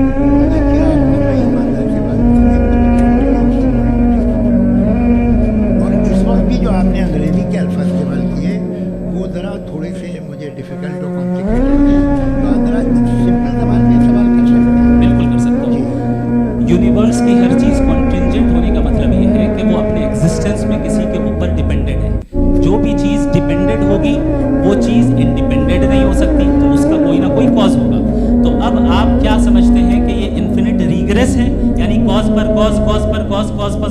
कभी कोई यानी एंडलेसली चलता रहा, क्योंकि अगर ऐसा होगा तो हम तो एग्जिस्टेंस में आते ही नहीं। लॉजिकली ये मुत्तफक अलैह चीज़ है, मुत्तफक अलैह अग्रीड अपॉन। इस पे हमने एग्री किया था कि मुश्किल शब्द आएगा तो अर्थ बताना पड़ेगा। तो इन्फिनिट रिग्रेस तो पॉसिबल नहीं है, तो कहीं ना कहीं आपको रुकना पड़ेगा ऐसे नेसेसरी। नहीं, कोई रुकने किसने कहा आप रुकते खुदा पे? आप नहीं रुकते, आप कहते हैं वो हमेशा से, जब उस वक्त से जब वक्त नहीं था। आप कहाँ रुकते हैं कि अब हुआ था वो? आप नहीं कहते। हम क्यों नहीं मान सकते कि यूनिवर्स जो है, बल्कि मल्टीवर्स जो है, वो हमेशा से है, वो बनती है, सब contingent है। एक हमारे यहाँ एक चीज़ है, ब्लैक होल, वो समेट लेता है वापस, फिर ब्लास्ट होता है, फिर फैल जाता है। और इसमें हमारी तो खैर कोई औकात ही नहीं है। इंसान की एक छोटे से जर्रे पे हम 50-60 साल की उम्र रखते हैं, जो करोड़ों अरबों साल की कायनात है, उसमें पैदा भी नहायत ही बेहुदा वजह से हुए थे। तो इसमें ये सोचना कि इसकी वजूहात और ये क्यों है, ये डिपेंडेंट है, ये हम देख रहे हैं। क्या मालूम, आप सोचिए कि ये जो फैल रही है कायनात, ये कहाँ फैल रही है, ये कहाँ जा रही है, और ये फैल क्यों रही है? अरे बना लीजिए तुमने, रुको भैया, काफ़ी है। ये फैल क्यों रही है? ये और कौन सी कायनात जिसे मैं दूरबीन से देखता हूँ तो 2 बिलियन लाइट ईयर में है, उससे मेरा कोई वास्ता ही नहीं। 2 बिलियन ईयर यानी अगर मैं 80,000 माइल्स पर सेकेंड से चलूँ तो 20 करोड़ साल में वहाँ पहुँच जाऊँगा।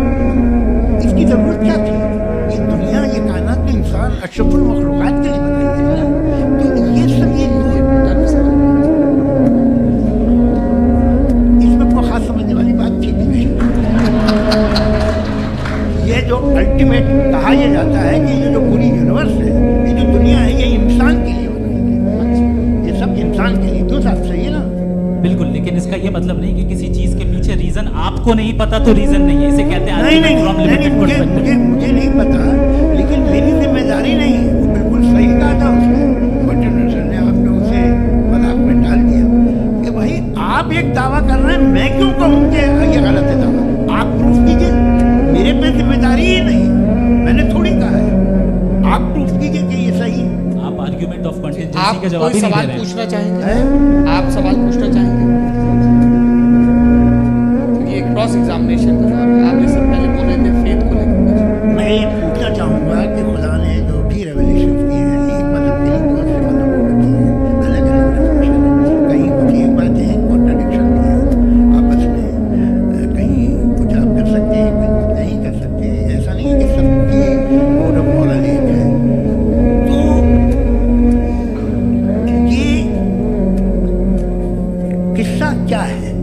अब आप ये देखिए कि मुझे कभी कभी लगता है कि जो फुटबॉल फाइनल होता है, लाखों लोग होते हैं, फिर वो टीवी कवर कर रहे हैं, करोड़ों लोग, अगर उसमें खुदा की एक आवाज़ आ जाती, मैं गॉड हूँ, तो सारे लोग अभी सुन लेते और टीवी पे भी सुन लेते, किस्सा खत्म होता। ये इतनी राजदारी क्या है कि तुम सामने खुद तो सबूत दे दो हमें सॉलिड। ये कह साहब ये यूनिवर्स कैसे बने, इससे मसला क्या हल होगा? मैं पूछूंगा आपसे खुदा कैसे बना, क्यों नहीं पूछूंगा कैसे बना? बल्कि वो तो कायनात से कहीं ज़्यादा इंटेलिजेंट है, कायनात से कहीं ज़्यादा जी, वो हमेशा से नहीं। आप कहेंगे मैं मान लूँगा, अच्छा दोयम वो कादिर मुखलक, यानी कादिर मुखलक ओमनीपोटेंट, जो चाहे कर सकता है। आपको नौकरी दिलवा सकता है, आपकी अच्छी जगह शादी करवा सकता है, आपके पड़ोसी को आप मुकदमा हरवा सकता है, आपको जिता सकता है, सब काम करता है। वो इस दुनिया को चला कैसे रहा है? ये दुनिया कैसे चल रही है? आपको इस पर हैरत नहीं होती?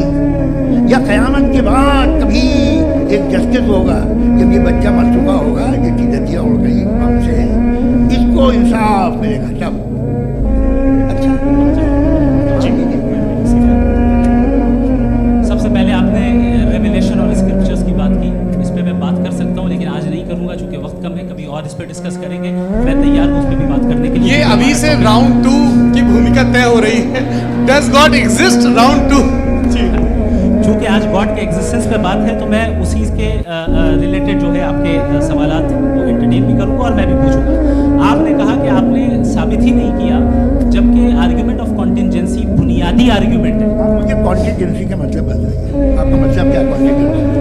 कॉन्टिजेंसी का मतलब ये हुआ कि हर वो वजूद जो किसी भी चीज़ का पाबंद है, हर वो वजूद या हर वो चीज़ जो अपने एग्जिस्टेंस में किसी भी चीज़ के पाबंद है और उससे बाउंड है, उसको उसकी ज़रूरत है, उस पर डिपेंड करती है, तो जाहिर सी बात है कि उसका कोई ना कोई कॉज होता है। ये तो अक्ल की बात है, ये आप रीजनिंग की बात करते हैं, मैं वही कर रहा हूँ। दूसरी चीज़ आपने ये बात कही कि इतने बिलियन लाइट ईयर्स दूर है, उसका मेरा क्या लेना देना। फिर मेरे ख्याल से आपको ये नहीं कहना चाहिए I think therefore I am an atheist. आपको सोचना चाहिए, सिर्फ आप एक लिमिटेड दायरे में रहकर नहीं सोचें, बल्कि बाहर निकल कर सोचें। आपने तीसरा सवाल किया, आपने 2-3 सवाल एक साथ। ऐसी बात है ना कि ये कुछ को इतराज हो जाएगा आप पे कि आप कुछ भी सोचें, ये इजाज़त आपको है नहीं, मुझे है।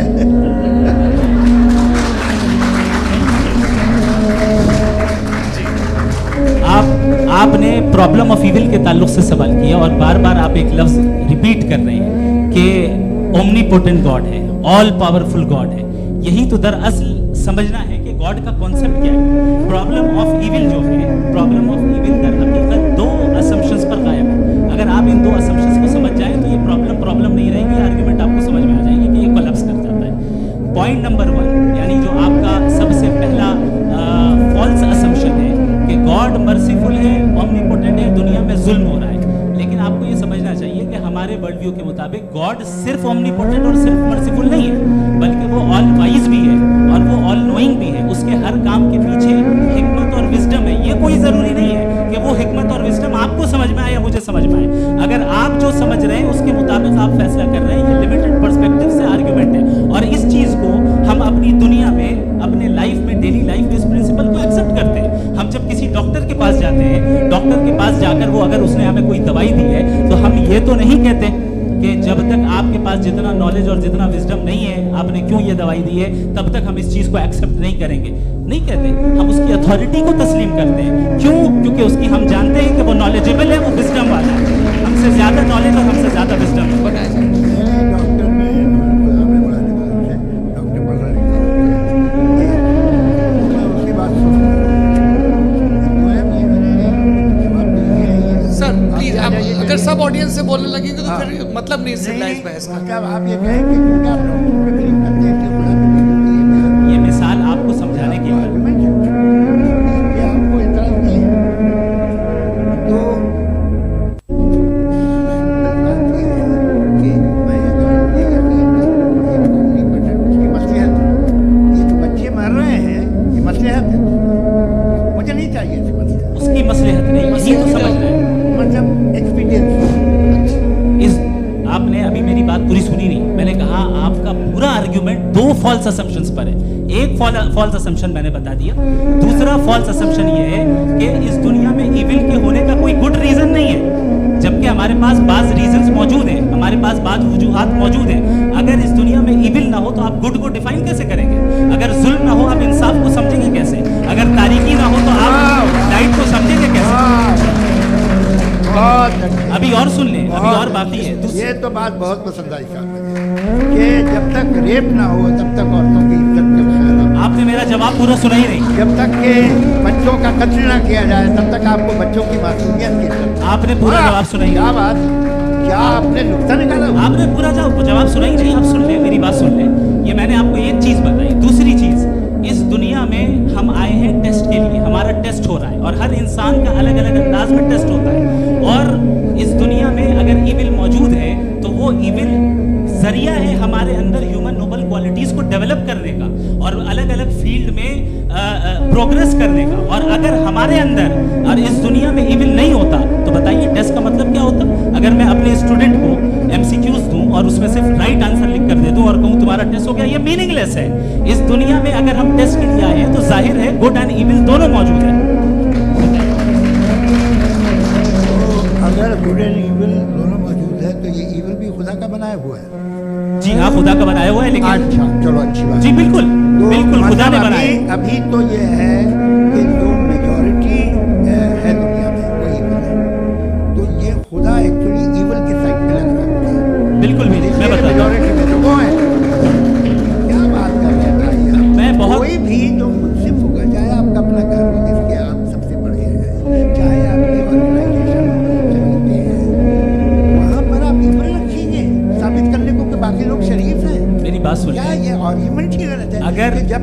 कोई इवल नहीं होगा तब तक के शरीफ आदमी शरीफ नहीं लगेगा। अगर एग्जामिनर गलत ऑप्शन दे रहा है तो एग्जामिनर इविल नहीं हो गया, जो गलत ऑप्शन को सेलेक्ट कर रहा है वो फेल होगा। क्रिएटर ने इविल को बनाया है लेकिन वो इविल नहीं है। अच्छा सुनिए मेरी let me complete sir. Creator ने इविल को बनाया है टेस्ट के लिए, वो इविल नहीं है। इविल वो होगा जो उसे इख्तियार करेगा। छुरी को बनाने वाला गलत नहीं होता है, छुरी का गलत इस्तेमाल करने वाला गलत होता है। रेप को कैसे गलत इस्तेमाल करते हैं?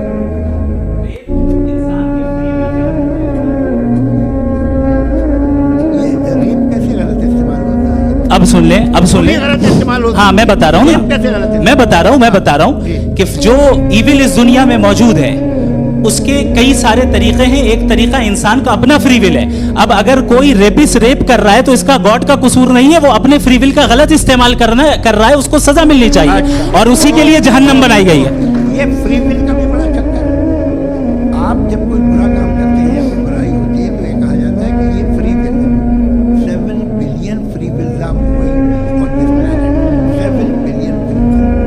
और एक आदमी अपनी फ्री विल से मुझे कत्ल कर दे तो मैं खुदा की मर्जी से मराऊंगी कि इसकी फ्री विल की वजह से। मेरी मौत खुदा के हाथ है या ये फ्री विल वाले के हाथ है? खुदा ने फ्री विल का निजाम बनाया है और उस निजाम का गलत इस्तेमाल करके कोई आपको मार रहा है, इस्तेमाल करके मेरा कत्ल कर देता है। अब मेरी मौत का जिम्मेदार कौन है? वो इंसान जिम्मेदार है वो इंसान। जी। ये कहना कि और उसको सजा मिलेगी। तो अब आप आगे चलिए कि ये तय करना कि अल्लाह ही या खुदा ही जिंदगी देता है, खुदा ही मौत देता है, ये गलत। बिल्कुल गलत नहीं है। हाँ, नहीं, निजाम उसी ने बनाया फ्री विल का, निजाम मौत और हयात का उसी ने बनाया। You are contradicting yourself. अभी आपने कहा कि एक आदमी ने फ्री विल से, इसमें उसे फ्री विल दी गई थी, उसने गलत इस्तेमाल किया। 7 billion free wills are moving on this planet और आप चाह रहे हैं कि मैं सिर्फ खुदा का ध्यान करूं। ये 7 बिलियन फ्री विल्स को मुझे लुक आफ्टर करना पड़ेगा कि नहीं? ये तो तबाहियां कर रही हैं और तबाहियां ज्यादा हो रही हैं। बिल्कुल। तो अगर आप बताएं अगर खुदा नहीं है फॉर एग्जाम्पल, तो आप इविल को कैसे डिसाइड करेंगे? यानी how can you define evil objectively without God? देखिए दुनिया में 2 तरह के जानवर हैं। एक जो चले रहते हैं जंगल में और एक जो ग्रुप में जो भी रहेगा, चाहे वो आपका फाउंडेशन, चाहे कोई क्लब हो, चाहे वो कोई पार्टी हो, चाहे कोई यूनिट हो, उसमें आपको इंटरेक्ट करने के रूल बनाने पड़ेंगे। यानी लोग तय करेंगे। लोग क्या कहते अगर लोगों ने ये तय किया कि किसी का रेप करना सही है, आप जस्टिफाई करेंगे? आपका फाउंडेशन तो ये हो गया ना कि लोग ही विल डिसाइड करेंगे। नहीं। अरे दुनिया में ऐसे ग्रुप्स हैं जो रेप करते हैं, नहीं जानता। ये जो आईसिस वाले थे इन्होंने क्या किया था, तो उन्होंने क्या किया उसका खुदा से कोई ताल्लुक नहीं है सर। मैंने सिंपल सवाल किया कि इविल को आप डिफाइन करते कैसे हैं? आइए वापस जी। आप साथ में तभी रह सकते हैं जब कुछ आप ऐसे उसूल डेवलप करें जिसमें हर एक का बेसिक तहफ़्फ़ुज़, हर एक का बेसिक राइट हो और हर एक को कोई आराम मिले। यही तरीका है किसी भी ऑर्गेनाइजेशन जिसमें एक से ज़्यादा लोग हैं और वो ऐसे करती है। उसमें अगर आप गड़बड़ करेंगे तो तबाही होगी, नुकसान होगा, बर्बादियाँ आएंगी। और अगर उसमें आप घर ले लीजिए ना, एक हस्बैंड है, एक वाइफ है, बच्चे हैं, वालदा भी हैं, 2 बहनें भी हैं, भाई भी हैं। अब इसमें कोई निज़ाम आपको चाहिए साथ में रहने का और एक दूसरे पे भरोसा रहे, एक दूसरे के वही ख्वाह हो, एक दूसरे की मदद करें। सर आपकी बात आ गई। आप ये कह रहे हैं कि लोग डिसाइड करेंगे क्या सही है क्या गलत है, यही है मेजॉरिटी डिसाइड करेगी क्या सही है क्या गलत है? अरे भाई बिल्कुल। मेजॉरिटी अगर ये कहे कि नाजी जर्मनी के साथ जिस तरह मेजॉरिटी थी कि जेनोसाइड करना सही, आप जस्टिफाई करेंगे? आपका ये सवाल सिर्फ उसके बाद क्लोज। हाँ, उस वक्त प्लेनेट पे जो लोग थे उनमें कितने लोग इस चीज़ को सही समझते? अच्छा, प्लेनेट की मेजॉरिटी तय करेगी, सोसाइटी की नहीं। प्लेनेट की मेजॉरिटी गॉड के एग्जिस्टेंस को सही मानती है, आप क्यों नहीं मानते?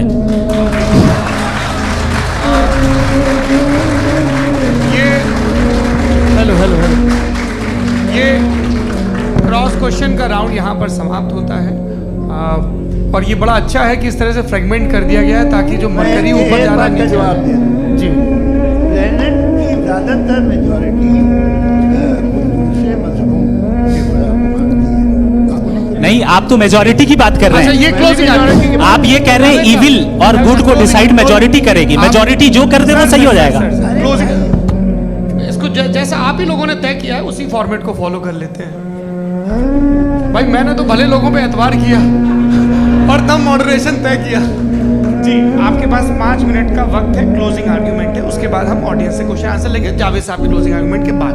ओके, टाइम स्टार्ट बहुत शुक्रिया। जी हमारा जो टॉपिक है डज गॉड एग्जिस्ट, मैं इस पे इतने एकेडमिक तैयारी करके आया था, मुझे था कि मैंने सोचा था कि कई सारे मैं आर्ग्यूमेंट्स दूंगा, लेकिन वक्त की भी किल्लत और जावेद साहब बार बार इधर उधर चले जा रहे थे तो उसको भी थोड़ा एंटरटेन करना पड़ गया।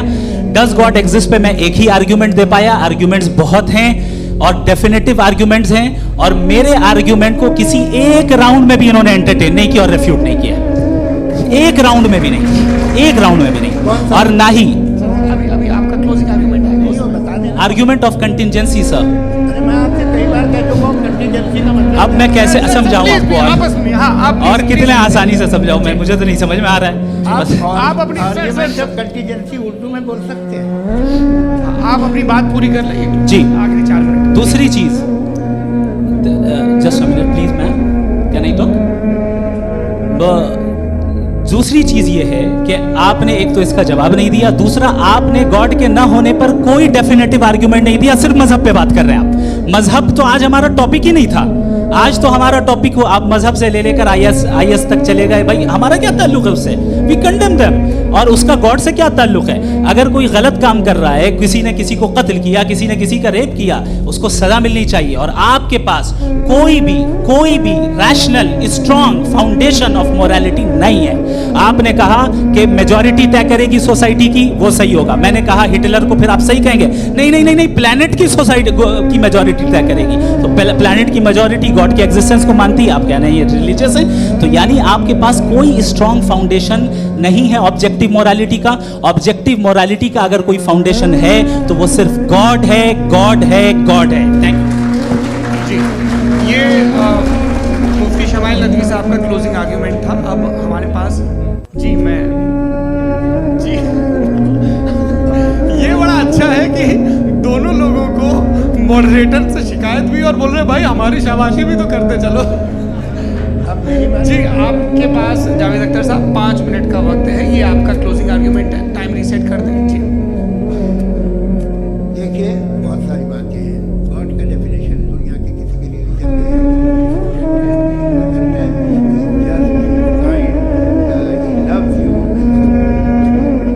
मैं जब दुनिया देखता हूँ मुझे कोई ऐसा कोई पावर यहाँ दिखाई नहीं देती है जो इंसान के लिए बचाने को मदद करे, सारी पीछे हटा देगा। मैंने देखा तारीख में एक तो अगर है और ये देख रहा है तमाशा तो उसका होना दो ये कि ये जो है जब आप ये कहते हैं कि कायनात जिसकी कंटीजेंसी है, मैं देखिए तो ये कैसे हो सकती है बात? और फौरन आप सरेंडर कर देते हैं कि जाहिर है कि इसका बनाने वाला तो इसका 10,000 गुना था कॉम्प्लिकेटेड है, उस पर आप होने पे कोई इतराज़ नहीं। मुझे वो टाइमलेस है, वो पहले से था, टाइम तो बहुत बाद में हुआ। ये सब आप मानने को तैयार हैं जिसका आपके पास कोई सबूत नहीं, आपके पास कोई रीजन नहीं है। आपकी तारीख क्या है? बिलीफ की का बिलीफ है, ये कॉन्स्टेंटली गलत साबित होता रहा है। मतलब आप कहें कि अरिस्टोटल के ज़माने में सब जाहिल थे, वो भी इतने ही यकीन से ये भी नहीं रहेगा। आप लिख लीजिए और इसके आसार आपको दुनिया में दिखाई देना शुरू हो चुके हैं। ये बहस कि आज से 100 साल पहले इस तरह हो सकती थी, यहाँ तक तो आपको हम ले आए हैं। सर अरे इनको मदद की जरूरत नहीं भाई, ये सेल्फ सफिशिएंट आदमी, आपको इनकी मदद कर रहे हैं। सर प्लीज तो ये जो है तमाम बातें अपनी जगह हैं। ये एक पैकेज है। आप अकेले कोई आदमी ऐसा नहीं जो सिर्फ गॉड को मानता है, उसके साथ बहुत पैराफर्नेलिया आता है, अलग अलग पैराफर्नेलिया आते हैं। दे आर ओनली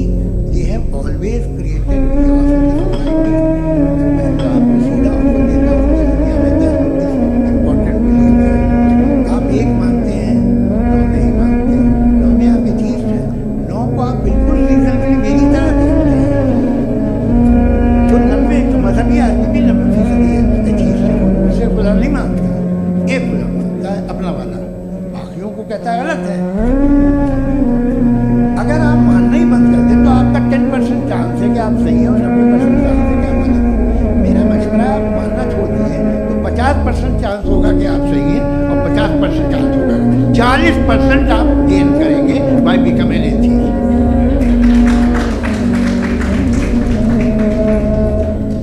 ये एक फलसूदा ख्याल है, ये खत्म हो रहा है। हो सकता है मेरी जिंदगी में ना हो, लेकिन ये हो जाएगा। जो बातें ये मेटाफिजिकल, ये वो ऐसे रिस्पेक्टेबल टर्म दे दिए, ये तो उन लोग के हैं जिन्हें ना फिजिक्स मालूम थी ना मेटा मालूम था, ये उन्होंने आपको दिए हैं। जी बहुत शुक्रिया आप दोनों लोगों का। और अब इस बातचीत का आखिरी राउंड शुरू होगा, डज गॉड एग्जिस्ट की ये बहस मुफ्ती शमाइल नदवी और जावेद अख्तर साहब के बीच। आप लोग अपने अपने हाथ ऊपर करेंगे, मैं यहाँ से तय करूँगा। और माइक हमारे पास है क्या? एक ही माइक है ऑडियंस के लिए? 2 माइक है, एक इस तरफ एक इस तरफ, ठीक है। तो जी सबसे पहले हमारी सहयोगी है मारिया शकील जी, पूछिए सवाल। थोड़ा सा रुकेंगे ताकि कैमरे का फ्रेम आप पर आ जाए, आपकी तो प्रैक्टिस है टीवी की। जी नदवी साहब, मैं खुदा को मानती हूँ, पहले मैं इसी प्रमाइस से शुरू कर रही हूँ और ये बता रही हूँ मैं मानती हूँ, लेकिन कुछ सवाल हैं जो जावेद साहब ने उठाया, उसका जवाब आपको देना चाहिए। पहला सवाल ये कि गजा में सालों से छोटे बच्चे मर रहे हैं, तो उनको अगर खुदा मर्सीफुल है, हम मानते हैं कि अल्लाह ताला में बहुत ताकत है, तो वो बच्चे क्यों? दूसरी बात ये कि अगर कंटिजेंसी की जो आप बात करते हैं, पूरे मुस्लिम ममालिक मिल करके भी उन गजा के बच्चों को क्यों नहीं बचा पा रहे हैं? क्योंकि अगर वो चाहते, क्योंकि अल्लाह ताला उन पर हुकूमत करते हैं, सब पर हुकूमत करते हैं, तो वो उनको क्यों नहीं बचाते? जी थैंक यू वेरी मच। बहुत अच्छा किया आपने इस चीज़ को जिक्र कर दिया, मैं इसको और अच्छे से एक्सप्लेन करने की कोशिश करता हूँ। देखें, जहाँ तक आपने कहा कि गजा के बच्चों को मारा जा रहा है, देखिए 2 वर्ल्ड व्यू है, एक एथीस्टिक वर्ल्ड व्यू, एक थीस्टिक वर्ल्ड व्यू है। बच्चे मर रहे हैं दोनों वर्ल्ड व्यू में, लेकिन हमारा वर्ल्ड व्यू कह रहा है कि रिकॉम्पेंस है, ये कह रहे हैं कि उनका मरना बेकार जाने वाला है, कोई उसका रिकॉम्पेंस नहीं है, चूंकि इनके यहाँ आखिरत और अल्लाह का कोई तसव्वुर या गॉड का कोई तसव्वुर नहीं है। आपने ये सवाल किया कि गॉड मर्सीफुल है, क्यों नहीं रोकता? ये मैंने बताया कि ये मिसकंसेप्शन है लोगों के दरमियान कि गॉड को सिर्फ मर्सीफुल और ओमनीपोटेंट समझते हैं। गॉड के सिर्फ यही 2 एट्रीब्यूट्स नहीं हैं, गॉड के कई सारे एट्रीब्यूट्स हैं, उनमें से अल हकीम भी है, उनमें से ऑल वाइज भी है, ऑल नोइंग भी है। लिहाजा अगर इस दुनिया में किसी को तकलीफ आ रही है और गॉड उसको नहीं रोक रहा है, वो इसलिए नहीं रोक रहा है चूंकि इंसानों को फ्री विल दिया गया है। ठीक इसी तरीके से अगर एक डॉक्टर किसी छोटे बच्चे को इंजेक्शन लगा रहा है, उसे तकलीफ पहुंच रही है, उसके लिमिटेड पर्सपेक्टिव के एतबार से ये गलत हो रहा है और डॉक्टर बुरा है। लेकिन जब आप ब्रॉडर पिक्चर को देखेंगी, आपके और हमारे पास सिर्फ एक पिक्सल है, हमें इतना नजर आ रहा है कि गजा में कत्ल हो रहा है, लेकिन इसके पीछे कितना रिकॉम्पेंस उनको मिलने वाला है, पूरा पिक्चर गॉड के पास है। तो एक पिक्सल से आप पूरे पिक्चर को कभी भी जज नहीं कर सकती। आप इसमें कुछ जोड़ना चाहेंगे? आपको कुछ बोलना है इसमें?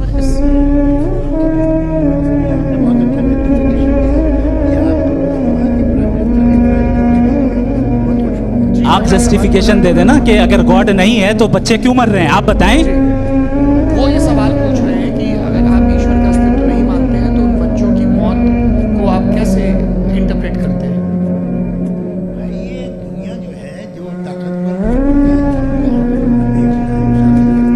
तो ये अच्छा काम है आपके नजदीक, तो नेचर नाइंसाफी पे मबनी है। अरे मेरे भाई, आप नेचर की काम इंसान के बारे में, तो फिर जब मैं इंसान की बात कर रहा था, आप नेचर की बात करने लग क्रॉस गए। एग्जामिनेशन नहीं। हाँ अब आप मुझे बोलने नहीं देंगे तो अलग बात है, आप बोलिए, मुझे जी नहीं, ये क्रॉस एग्जामिनेशन तो ले लीजिए। जी बोलिए।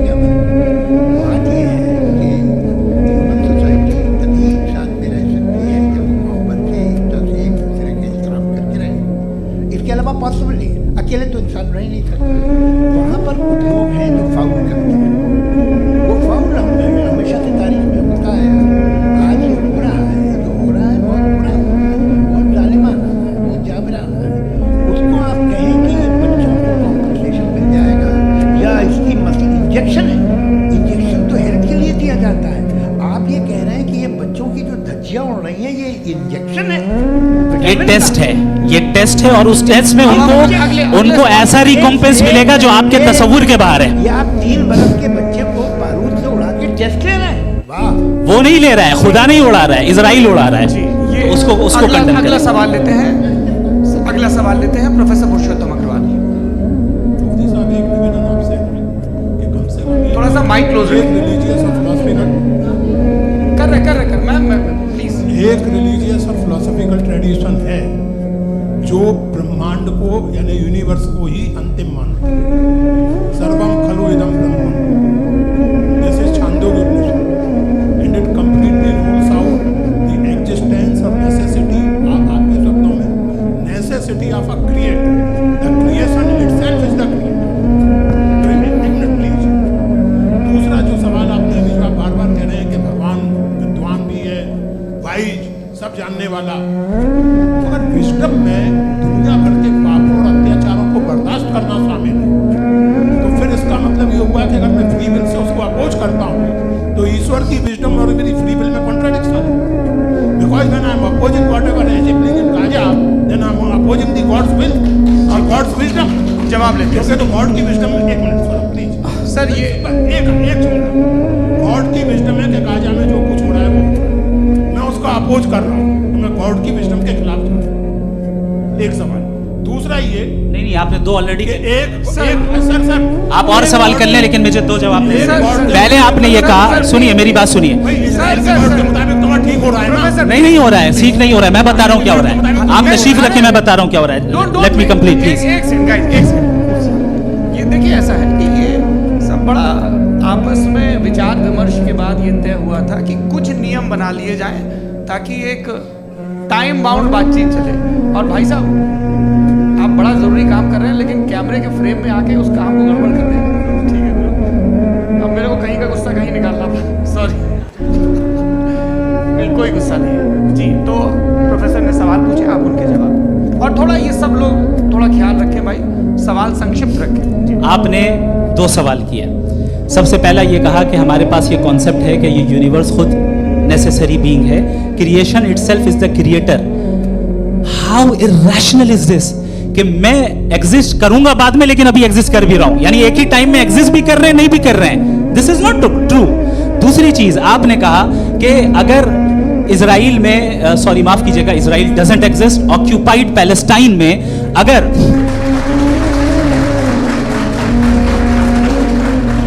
ऑक्यूपाइड पैलेस्टाइन में बच्चों को मारा जा रहा है फ्री विल की वजह से और गॉड नहीं रोक रहा, ये कॉन्ट्रडिक्शन है। ये बताइए कि एक एग्जाम में एक बच्चा गलत आंसर लिख रहा है, सुनिए, एग्जामिनर चाहे तो रोक सकता है, क्यों नहीं रोक रहा है? ये कॉन्ट्रडिक्शन है, ये कॉन्ट्रडिक्शन नहीं है।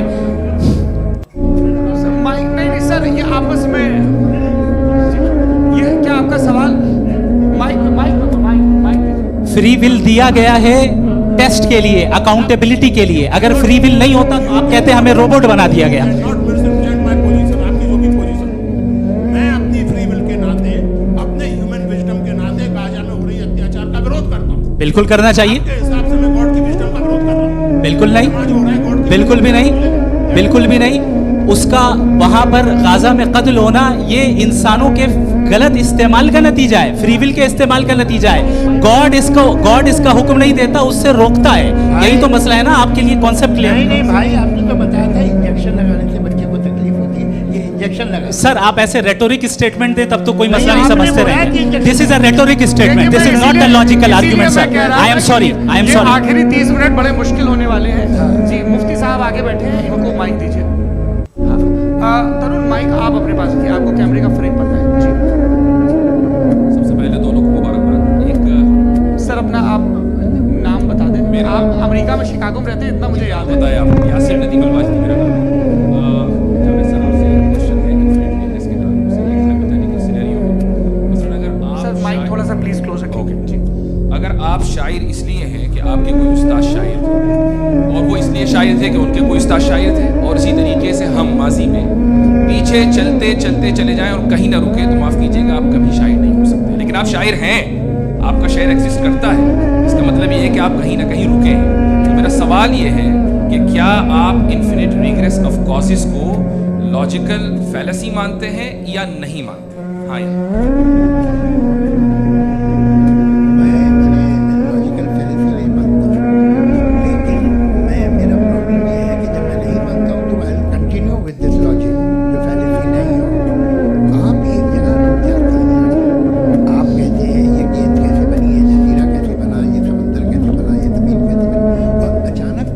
पे जाके हमको ब्रेक लग जाता है। एक बार आप सवाल नहीं करते कि भाई इसको बनाने वाला तो इनसे भी कॉम्प्लिकेटेड हो, वो कैसे बना, उसके बारे में आपने इत्मीनान कर लिया वो हमेशा से। तो अगर आप उसे हमेशा से मानते हैं तो फिर ये मान लीजिए कि कायनात हमेशा से क्या है? सर सर सर क्यों नहीं होता? मैं बताऊँ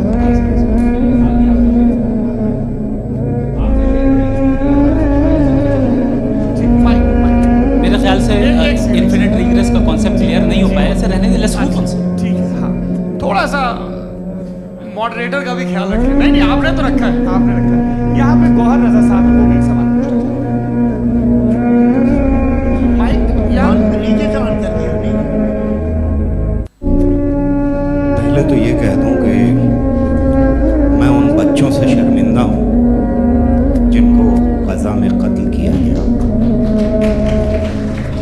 क्योंकि हमारे होते हुए कत्ल किया गया। लेकिन उससे ज़्यादा शर्मिंदगी इस बात से हुई कि मुझे लगा कि मुफ्ती साहब उसको जस्टिफाई कर रहे हैं। बिल्कुल भी नहीं, आप बहुत ही गलत मुझे बात लगा मैं गलत हो सकता हूं। बिल्कुल गलत मैं है। सवाल पूछ रहा हूं। सवाल मैं देखिए, सवाल अगर पूछ रहा हूं। मैं जावेद भाई से डिसएग्री करता हूं। एक सेकंड देखिए, अगर देखिए एक सेकंड आप सर वेट वेट, अरे आप कुछ मेरे पहले मुझे अपनी बात कह लेने दीजिए। अगर ऑडियंस तय करेगी तो फिर मॉडरेटर का मतलब नहीं। मेरा आप सबसे ये कहना है, ये बहस दो लोगों के बीच में है। एक तरफ मुफ्ती साहब, एक तरफ जावेद साहब। पिछले 1.5 घंटे से ये लोग अपने अपने तर्क रख रहे हैं। आपकी इनसे इत्तेफाकी हो सकती है, ना इत्तेफाकी हो सकती है। मेरे उस्ताद मुझे सिखा गए हैं कि मुखामुखम में असहमति की गुंजाइश बची रहनी चाहिए। अगर मैं आपकी बहुत इज्जत करता हूँ गौहर साहब, आपने जो कमाल की किताबें लिखी साइंटिफिक टेम्परामेंट, लेकिन मेरी ये गुजारिश है आप सबसे कि यदि आप इन लोगों ने जो बोला उन पर टिप्पणियां करेंगे तो ना वक्त की पाबंदी रहेगी ना वो अनुशासन। आप सवाल पूछ लें, उस सवाल में जो बात आ जाए वो आ जाए। मैं जावेद साहब से डिसएग्री कर रहा हूं, इसलिए जावेद साहब से सवाल पूछ रहा हूं। आपका सवाल जावेद साहब से। और सवाल ये है मेरा कि जावेद साहब ने कई बार लॉजिक का इस्तेमाल किया कि साइंस में लॉजिक है और रिलीजन में लॉजिक है। मेरा ख्याल ये है कि रिलीजन में भी लॉजिक है, लेकिन उस लॉजिक की बेसिस ये है कि आप रुक जाते हैं, जिसका जिक्र जावेद साहब ने बार बार किया, यानी खुदा के तसव्वुर पे आते हुए, गॉड के तसव्वुर पे आते हुए रुक जाते हैं। और इसमें सवाल पूछना मतलब फॉरबिडन होता है। सवाल ये है कि क्या जावेद साहब इससे एग्री करते हैं कि साइंस की लॉजिक अलग है और रिलीजन की लॉजिक अलग है? बताइए सर। देखिए, 3 चीज़ें हैं साइंस है, एक है मंतिक है, इस्तेदलाल है, और एक जो है कुछ भी नहीं है, फेथ है, अकीदा है। मैं अकीदे की लॉजिक का कायल नहीं हूँ। मुझे आप इस्तेदलाल से, लॉजिक से, सबसे समझाइए, मैं मानने को तैयार हूँ, मेरा कोई मसला नहीं। लेकिन ये कि अकीदे पे मैं नहीं कर सकता। अकीदे का मतलब है कि तुम ये मान लो सवाल, ये नहीं। आप सारी बातें करके, बड़ी साइंटिफिक बातें करके एक जगह जाके खुदा के वजूद में रुक जाते, सरेंडर कर देते। मैं सरेंडर करने को तैयार हूँ। ये आगे सर बैठे हुए उनको माइक दीजिए। हाँ, नहीं नहीं जी, आपका नाम? आसिम इफ्तिखार। आसिफ जी, पूछिए। सर से सवाल है कि आपने माइक थोड़ा करीब। अपने क्लोजिंग स्टेटमेंट में बात कही थी कि मज़हब का जो फ्यूचर है वो ज़्यादा दिन नहीं जाने वाला है, लेकिन मैं देख पा रहा हूँ कि जो ऑक्सफोर्ड यूनिवर्सिटी की एक स्टडी है 2011 में हुई है, जिसके 50 एकेडमिशियंस ने इसको अंजाम दिया था, उसमें वो ये कहते हैं कि जो फेथ इन गॉड है वो इनबिल्ट है ह्यूमन नेचर के अंदर, जिसको हम कहते हैं फितरत के अंदर शामिल है वो। और वो ये कहते हैं कि अगर कोई ये समझता है कि मज़हब को वो ख़त्म कर देगा तो ये उसकी गलत फहमी है। तो आप इसके बारे में, इस स्टडीज़ के बारे में क्या कहते हैं? ठीक है। मैं उनसे एग्री नहीं करता हूँ। वो सब प्रोफेसर हो गया, इनके पास डेटा है, इन्होंने डेटा के बेस होगा डेटा। डेटा क्या हो सकता है? फ्यूचर का डेटा तो नहीं हो सकता ना उनके पास, प्रेजेंट का डेटा हो सकता है। डेटा आपने सुना 100 साल पहले का बात का डेटा, मैंने तो नहीं सुना। तो आज उनकी ये राय है और होगी राय, ठीक है, दुनिया में तरह तरह की राय है। लेकिन मैं समझता हूँ कि वक्त के साथ इंसान ज़्यादा से ज़्यादा रीजनेबल, लॉजिकल होता जा रहा है। आज आप देखिए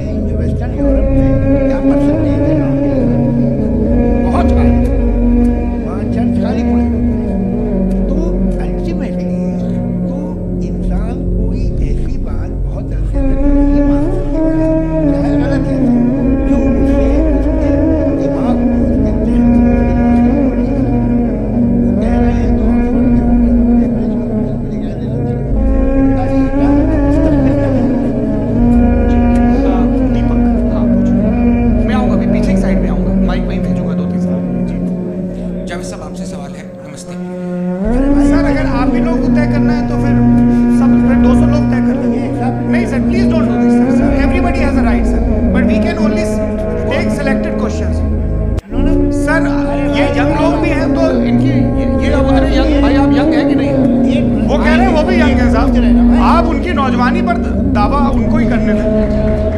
हाँ मुफ्ती साहब आप यंग, हाँ अरे भैया सर मेरा सवाल ये है, इनसे भी तो पूछो।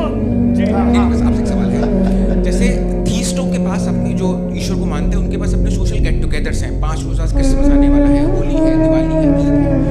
एथिस्ट क्या ऑफर कर रहे हैं? मतलब इनकी दुकान से दूर मैं आना चाहता हूँ उस तरफ, पर मैं अट्रैक्ट नहीं हो पा रहा हूँ। मैं सोशल गेट टुगेदर्स क्या है आपके पास? वो ये कह रहे हैं कि जो धार्मिक लोग हैं, अलग अलग धर्म के लोग, उनके उत्सव त्योहार कॉन्ग्रीगेशन बहुत है। अब आपको मैं एक सुनाता हूँ, यहाँ हिस्टोरियन भी बैठे हैं। रसूला जी आप बताइएगा सही है क्या? ये एक कॉन्स्टेंटाइन एक ग्रीक रोमन बादशाह था जो क्रिश्चियनिटी आने के 400 साल बाद उसने डिसाइड किया कि मैं क्रिश्चियन हो जाऊंगा, मेरी पूरी स्टेट के उस जमाने में ऐसे ही होता था, राजा जो धर्म इख्तियार करता था जनता भी कर लेती थी। इसलिए कि वो हो गया था बैंकक्रप्ट, और उसे जो मेडिटेरियन कोस्ट के रिच क्रिश्चियन वो थे मर्चेंट, उससे पैसा चाहिए। उसने कहा यार क्रिश्चियन हो जाओ। तो उसने अपने वकील से कहा कि भाई ये हिस्ट्री है कि अब हम लोग क्रिश्चियन हो जाते हैं। कहते सर हो जाएंगे, कोई प्रॉब्लम नहीं है, लेकिन एक प्रॉब्लम ये है कि 17 दिसंबर से 25 दिसंबर तक जो पीगन फेस्टिवल होता है, जो पीगन फेस्टिवल होता है वो बंद हो जाएगा, इसलिए कि हम क्रिश्चियन हो गए तो होगा नहीं। तो वो बच्चों को बहुत बुरा लगेगा, पब्लिक बहुत एंजॉय करते हैं, खास तौर से 25 को मेन भी। हाँ ये तो सही कह रहे हो, ये जीसस क्राइस्ट की पैदाइश करती है। मैंने सब अप्रैल में ये नहीं कर रहा, 25 दिसंबर ये हकीकत है। और 400 साल बाद क्रिश्चियनिटी ये अप्रैल से दिसंबर में आए, और इसलिए कि यहाँ पेगन फेस्टिवल होता है, अब मनाते हैं। ये जो सारे फेस्टिवल हैं ये रिलीजन से हर एक एंटरटेनमेंट डिपार्टमेंट चलाता है अपनी कंपनी चलाने के लिए। तो ये रिलीजन ने, ये सेकुलर त्योहार थे जिन्हें रिलीजन ने ले लिया। ये मौसम के थे, फसलों के थे, किसानों के थे, उसको आपने लेके रिलीजन रख दे दिया। ये कोई रिलीजन से थोड़ी आए आप। अच्छा हमें देखिए, हम तो मुस्लिम हैं, हम ईद मनाते हैं, हम दिवाली मनाते हैं, हम होली मनाते हैं, मुंबई की इंडस्ट्री की सबसे बड़ी होली हमारे, सबसे बड़ी ईद हमारे, वो हमारी सोशल हमारा हेरिटेज है। ऐसा थोड़ी है कि थोड़ा सा baby along with the water, ये तो अच्छी चीज़ है, इन्हें रखो, बेकार है, फेंक दो। जी हाँ जी मेरा सवाल नादवी जी से, जैसा कि आपने बोला कि गॉड टाइम के भी परे है, और गॉड इतनी कॉम्प्लेक्स चीज़ है कि उसे ह्यूमन माइंड समझ नहीं सकता, और गॉड ने अर्थ पे फ्री विल भी दे दी है। तो आप अपना वक्त ज़ाया क्यों कर रहे हैं गॉड के बारे में बात करके? अपन को तो बात करनी चाहिए कि सोसाइटी को बेहतर कैसे करें। जी मैं गॉड वही बताता है सोसाइटी को कैसे बेहतर करे। अभी मैं आपका जवाब देता हूँ। आपने कहा कि टाइम पे वो एग्जिस्ट नहीं करता, सो जैसा आपने बोला कि गॉड बहुत ही कॉम्प्लेक्स चीज़ है। मैंने कहा ही नहीं कि कॉम्प्लेक्स है, तो आपके अल्फाज हैं। कॉम्प्लेक्स का लफ्ज गॉड के लिए सुइटेबल नहीं है। क्यों? क्योंकि कॉम्प्लेक्स वो चीज़ें होती हैं जो ऑब्जेक्ट हो। God is not an object जिसको आप इंस्ट्रूमेंट के जरिए लेबोरेटरी में जाके टेस्ट करें, oh it's very complex. No, वो कोई कार का इंजन नहीं है। मेरा वो फिलोसॉफिकली नेसेसरी बीइंग ऐसी बीइंग है जो सिंपल बीइंग है। हाँ, आप उसको मुकम्मल तौर पे उसकी तमाम हिकमतों को जान ले और हर चीज़ को जान ले, ये पॉसिबल नहीं है, क्योंकि वो ऑल वाइज है, आप ऑल वाइज नहीं है, और वो खुदा है, वो आपको सारी चीज़ें बता दे, ये ज़रूरी है। मेरा सवाल ये नहीं था। मेरा सवाल ये था कि जब गॉड इतना परे है इस दुनिया से कि उसने अर्थ पे फ्री विल भी दी है, हम सब ह्यूमंस की फ्री विल है, और जो सोसाइटी में हो रहा है वो अपन लोग डिसाइड करेंगे। तो अपन लोग डिसाइड नहीं करेंगे ना, अपन लोग डिसाइड नहीं करेंगे। गॉड जो है, गॉड ने वो उसकी जात, उसकी एग्जिस्टेंस टाइम एंड स्पेस से परे है, लेकिन वो हमारा टेस्ट ले रहा है, और उसी गॉड ने हमें बताया कि तुम्हें क्या करना है क्या नहीं करना है। तो जाहिर उस गॉड की बात सुनेंगे ना। वो पीछे एक चश्मा लगाया जो मैम खड़ी है, उनको दीजिए। हाँ आप जी जी बिल्कुल आएंगे। देखिए मैं कोशिश कर रहा हूँ सब तरफ जाने की। हाँ उनको दीजिए माइक जी। मैं ओमनी प्रेजेंट नहीं हूँ, टाइम पाबंद हूँ, और जहाँ तक कोशिश कर सकता हूँ करूँगा। जी आपका नाम बताइए। मेरा नाम उर्सुला है, मैं दिल्ली यूनिवर्सिटी की एक स्टूडेंट हूँ, और मैं स्टूडेंट फेडरेशन ऑफ इंडिया से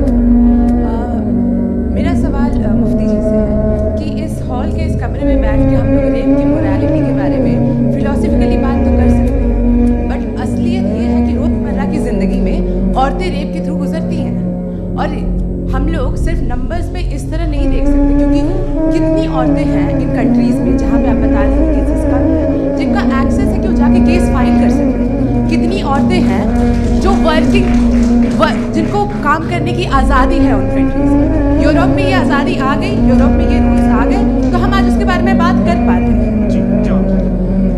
आपने ये कहा कि कमरे में बंद होकर हम लोग इस पर फिलोसफिकली बात कर सकते हैं, लेकिन हकीकत में क्या हो रहा है, वो ग्राउंड लेवल पे क्या हो रहा है जो बहुत गलत हो रहा है, और वो सफ़र कर रही है। आई एग्री, बहुत गलत हो रहा है, और जो गलत हो रहा है उसको हमें रोकना है। और क्यों रोकना है, वो गलत क्यों है? हमारे पास इसका ऑब्जेक्टिव फाउंडेशन है, इनके पास उसका ऑब्जेक्टिव फाउंडेशन नहीं है। मैं ये कहना चाह रहा हूँ कि जहाँ पे भी जुल्म हो रहा है, जहाँ पे भी औरत पे जुल्म हो रहा है, या उसकी इज्जत लूटी जा रही है, या उसे तकलीफ पहुँचाई जा रही है, और सिर्फ औरत नहीं, किसी इंसान के ऊपर भी जुल्म हो रहा है, तो उसके खिलाफ खड़ा होना, ये मॉरलिटी हमारे पास गॉड के पास से आई है। वरना जावेद साहब तो कह रहे हैं कि जो है मेजॉरिटी डिसाइड करेगी, तो मेजॉरिटी तो कभी भी बदल सकती है।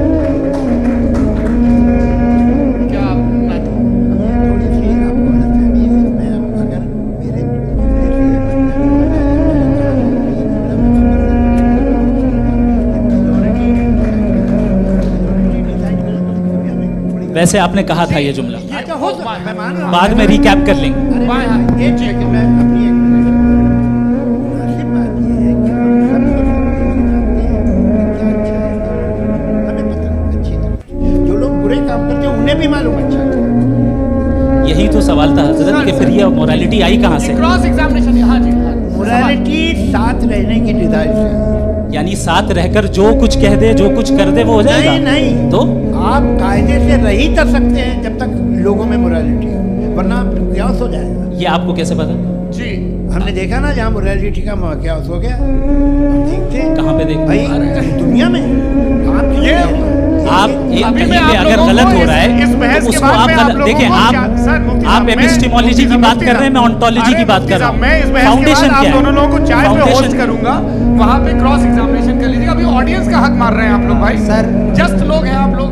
और ये भाई ये हाँ, उधर आएंगे, उधर जी सर आएंगे। सर मेरा नाम लईकुर रहमान है और मैं अलीगढ़ मुस्लिम यूनिवर्सिटी का स्टूडेंट हूँ। और जहाँ तक मुझे पता है कि sir you are also product of Aligarh Muslim University. मैं भी उसी चमन का बुलबुल। हाँ सर, तो बहुत खुशी हुई मुझे जान करके कि मैं आपसे मिलूँगा। सवाल सर मेरा सवाल ये है, सर सैयद अलैहिर्रहमा का नज़रिया ये था कि खुदा के वजूद को अक़ल के दायरे में रह कर के तलाश करना, न कि पूरी तौर से उसका इनकार कर देना। Sir how will you define it?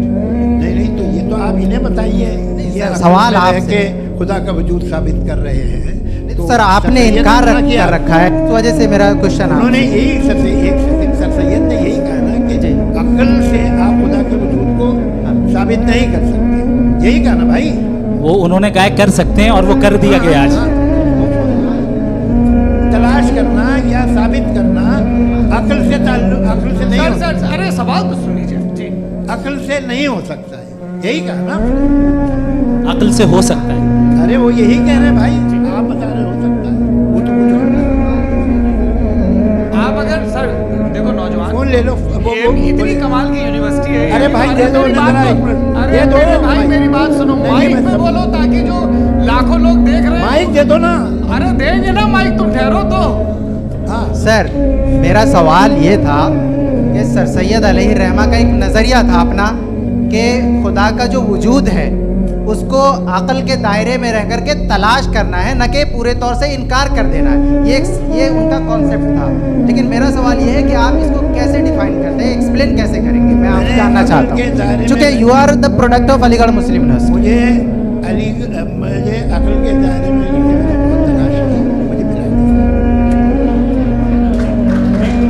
हाँ ये इधर वो चश्मा लगाए जो, हाँ उनको दे दीजिए। जी फटाफट पूछिए, 5 मिनट है, 5 मिनट में खत्म हो रहा है। हाँ मेरा सवाल जावेद अख्तर साहब से। क्या नाम है आपका? फैज। पूछिए फैज साहब। तो मेरा सवाल ये है कि अभी जो एथियस्ट है वो problem of evil argument use कर रहे हैं अगेंस्ट मुस्लिम्स, राइट? इस दुनिया में इतना सारा ईविल है और अगेंस्ट मुस्लिम तो यहाँ अगेंस्ट थियस्ट। हाँ थोड़ा सा करेक्ट कर लीजिए भाई, पूरी मशक्कत ही इसी बात की थी कि किसी एक मजहब पे बात न टिके। जी, तो बेसिकली ये आर्गुमेंट ऐसा है कि इस दुनिया में इतना ज़्यादा ईवल एग्जिस्ट करता है और अगर एक ऑल गुड गॉड है तो वो रोकता क्यों नहीं? लेकिन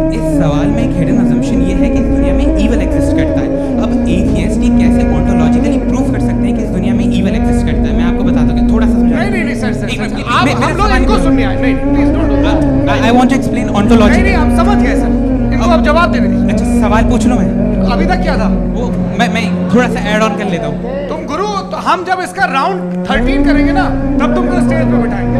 जी तो मैं हाँ जल्दी से तो देखिए एथियज्म के हिसाब से सब कुछ रैंडमली बन गया है, सब कुछ एटम्स और मॉलिक्यूल्स है। एक पत्थर में और मुझ में सिर्फ इतना फर्क है कि हम लोग एटम्स और मॉलिक्यूल्स का अलग अलग रीअरेंजमेंट है। अब एक पत्थर को कोई इंसान तलवार से 2 टुकड़ों में काट दे या मुझे, according to atheism it is same. There is no evil and good according to atheism.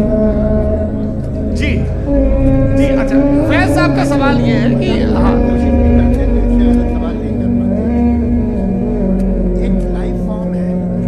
Life form में फीलिंग है, मतलब लाइफ फॉर्म सुनता है, देखता है, टेस्ट कर सकता है, फील कर सकता है, तो उसकी जो ये जो क्वालिटी बबल में आ गई है वो जानवर में भी है, इंसान में भी है।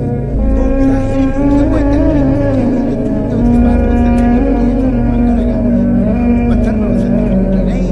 तो ये क्या सवाल हुआ कि आप अगर पत्थर को काटा तो पत्थर को तकलीफ नहीं होती, तो आपको काटे तो आप बैठ जाए। अगला सवाल हाँ पूछे जावेद अख्तर साहब। अरे भैया सब आप लोग मुफ्ती साहब को छोड़ रहे हैं और मेरे ही पीछे पड़े हैं क्या? हाँ बोलो भाई। You asked how God can exist when children die in Gaza. हाँ? You asked how God can exist when children die in Gaza, and you also mentioned the rise of atheism in Europe. But the same events also are leading many atheists and non-believers to turn towards faith. How do you interpret this contradiction, where suffering pushes some away from God, yet brings others closer to belief? आपको एक बात बताऊं, दुनिया perfect तो कहीं भी नहीं, हर जगह कुछ खामियां हैं। बेटा एक मिनट, आप ही को कहेंगे तो कुछ खामियां, कमजोरियां, खराबियां सब जगह है। लेकिन अगर देखोगे ईमानदारी से कि दुनिया सबसे ज़्यादा महज़ब कहाँ है, एक आम शहरी को कहाँ हुकूक हासिल है, वो बोल सकता है, अपनी मर्जी से काम कर सकता है, अपनी मर्जी से राय दे सकता है, हुकूमत के खिलाफ बोल सकता है, बरसर इख्तिदार लोगों के बारे में बोल सकता है, सरमायादारों के खिलाफ बोल सकता है। तो आपको ये स्कैंडिनेवियन कंट्रीज में मिलेगा, वेस्टर्न यूरोप में मिलेगा। मैं नहीं कह रहा हूँ परफेक्ट है, बिल्कुल नहीं, वहाँ बहुत खराबियाँ भी हैं, परफेक्ट नहीं है। लेकिन जिन मुल्कों में लैटिन अमेरिका देखो, गल्फ देखो, वहाँ पर आपको ये ज़रूर है कि रेप नहीं होते होंगे। रेप की ज़रूरत क्या है भाई? उसको तो खरीद लो, घर में रखो, सड़क पर रेप करने की क्या ज़रूरत है? मगर सुनिए मगर हकीकत ये है कि वहाँ शख्सी आज़ादी राय देने की, बोलने की नहीं। जी ये एक आखिरी सवाल मुफ्ती साहब से। हाँ मैं इनको माइक दीजिए। मेरा नाम मनीषा है, मैं हरियाणा से आई हूँ। मैं मुफ्ती साहब से एक बात पूछना चाहती हूँ। आप बार बार जावेद साहब को कॉन्ट्राडिक्ट तो कर रहे हैं कि आपने ये कहा, लेकिन आप भी असम्पशंस के बेसिस पे बात कर रहे हैं। आपने खुदा के होने का कौन सा प्रूफ पेश किया है, खुदा की एग्जिस्टेंस का? अब इस सवाल को अलग रहने दीजिए, कौन एथियस्ट है कौन नहीं है। और दूसरी बात जो आपने एक छोटी सी कही थी कि ये फ्री विल का इस्तेमाल करता है इंसान अपनी, लेकिन उस फ्री विल का इस्तेमाल में मतलब खुदा ने ये दे दी सबको ये इजाज़त कि वो कितना घिनौनापन और कितने ज़्यादा ख़राब से ख़राब तरीके इस्तेमाल कर सकते हैं। जब आप सुनते हैं जी आप फ्री विल को मानती है ना? ये अब कहती है कि फ्री विल नहीं है ना, मानती है ना? तो अब आपके पास इसका कोई एक्सप्लेनेशन नहीं है कि अगर एक इंसान उस फ्री विल का इस्तेमाल करके गलत काम कर रहा है और बच के अच्छी ज़िंदगी गुजार के निकल जा रहा है, उसका कोई रिकम्पेंस नहीं है। हमारे वर्ल्ड व्यू में जो इंसान गलत काम कर रहा है उसको भी रिकम्पेंस यानी उसका बुरा बदला मिलना है, और जो सही काम कर रहा है उसको सही बदला मिलना है।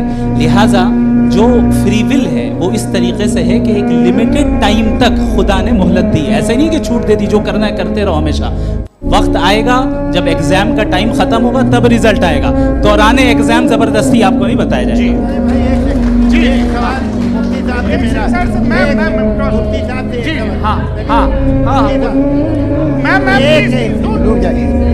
आप इसके बाद यही रहेंगे वो। हाँ बोलिए। मैं मुफ्ती साहब एक ही सवाल करता हूँ कि अगर जो हो रहा है फ्री विल से हो रहा है, एक दिन बरोज़ क़यामत इंसाफ होगा महशर में वगैरह वगैरह, दुआ क्यों मांगते हैं? दुआ मांगते हैं इसके मतलब है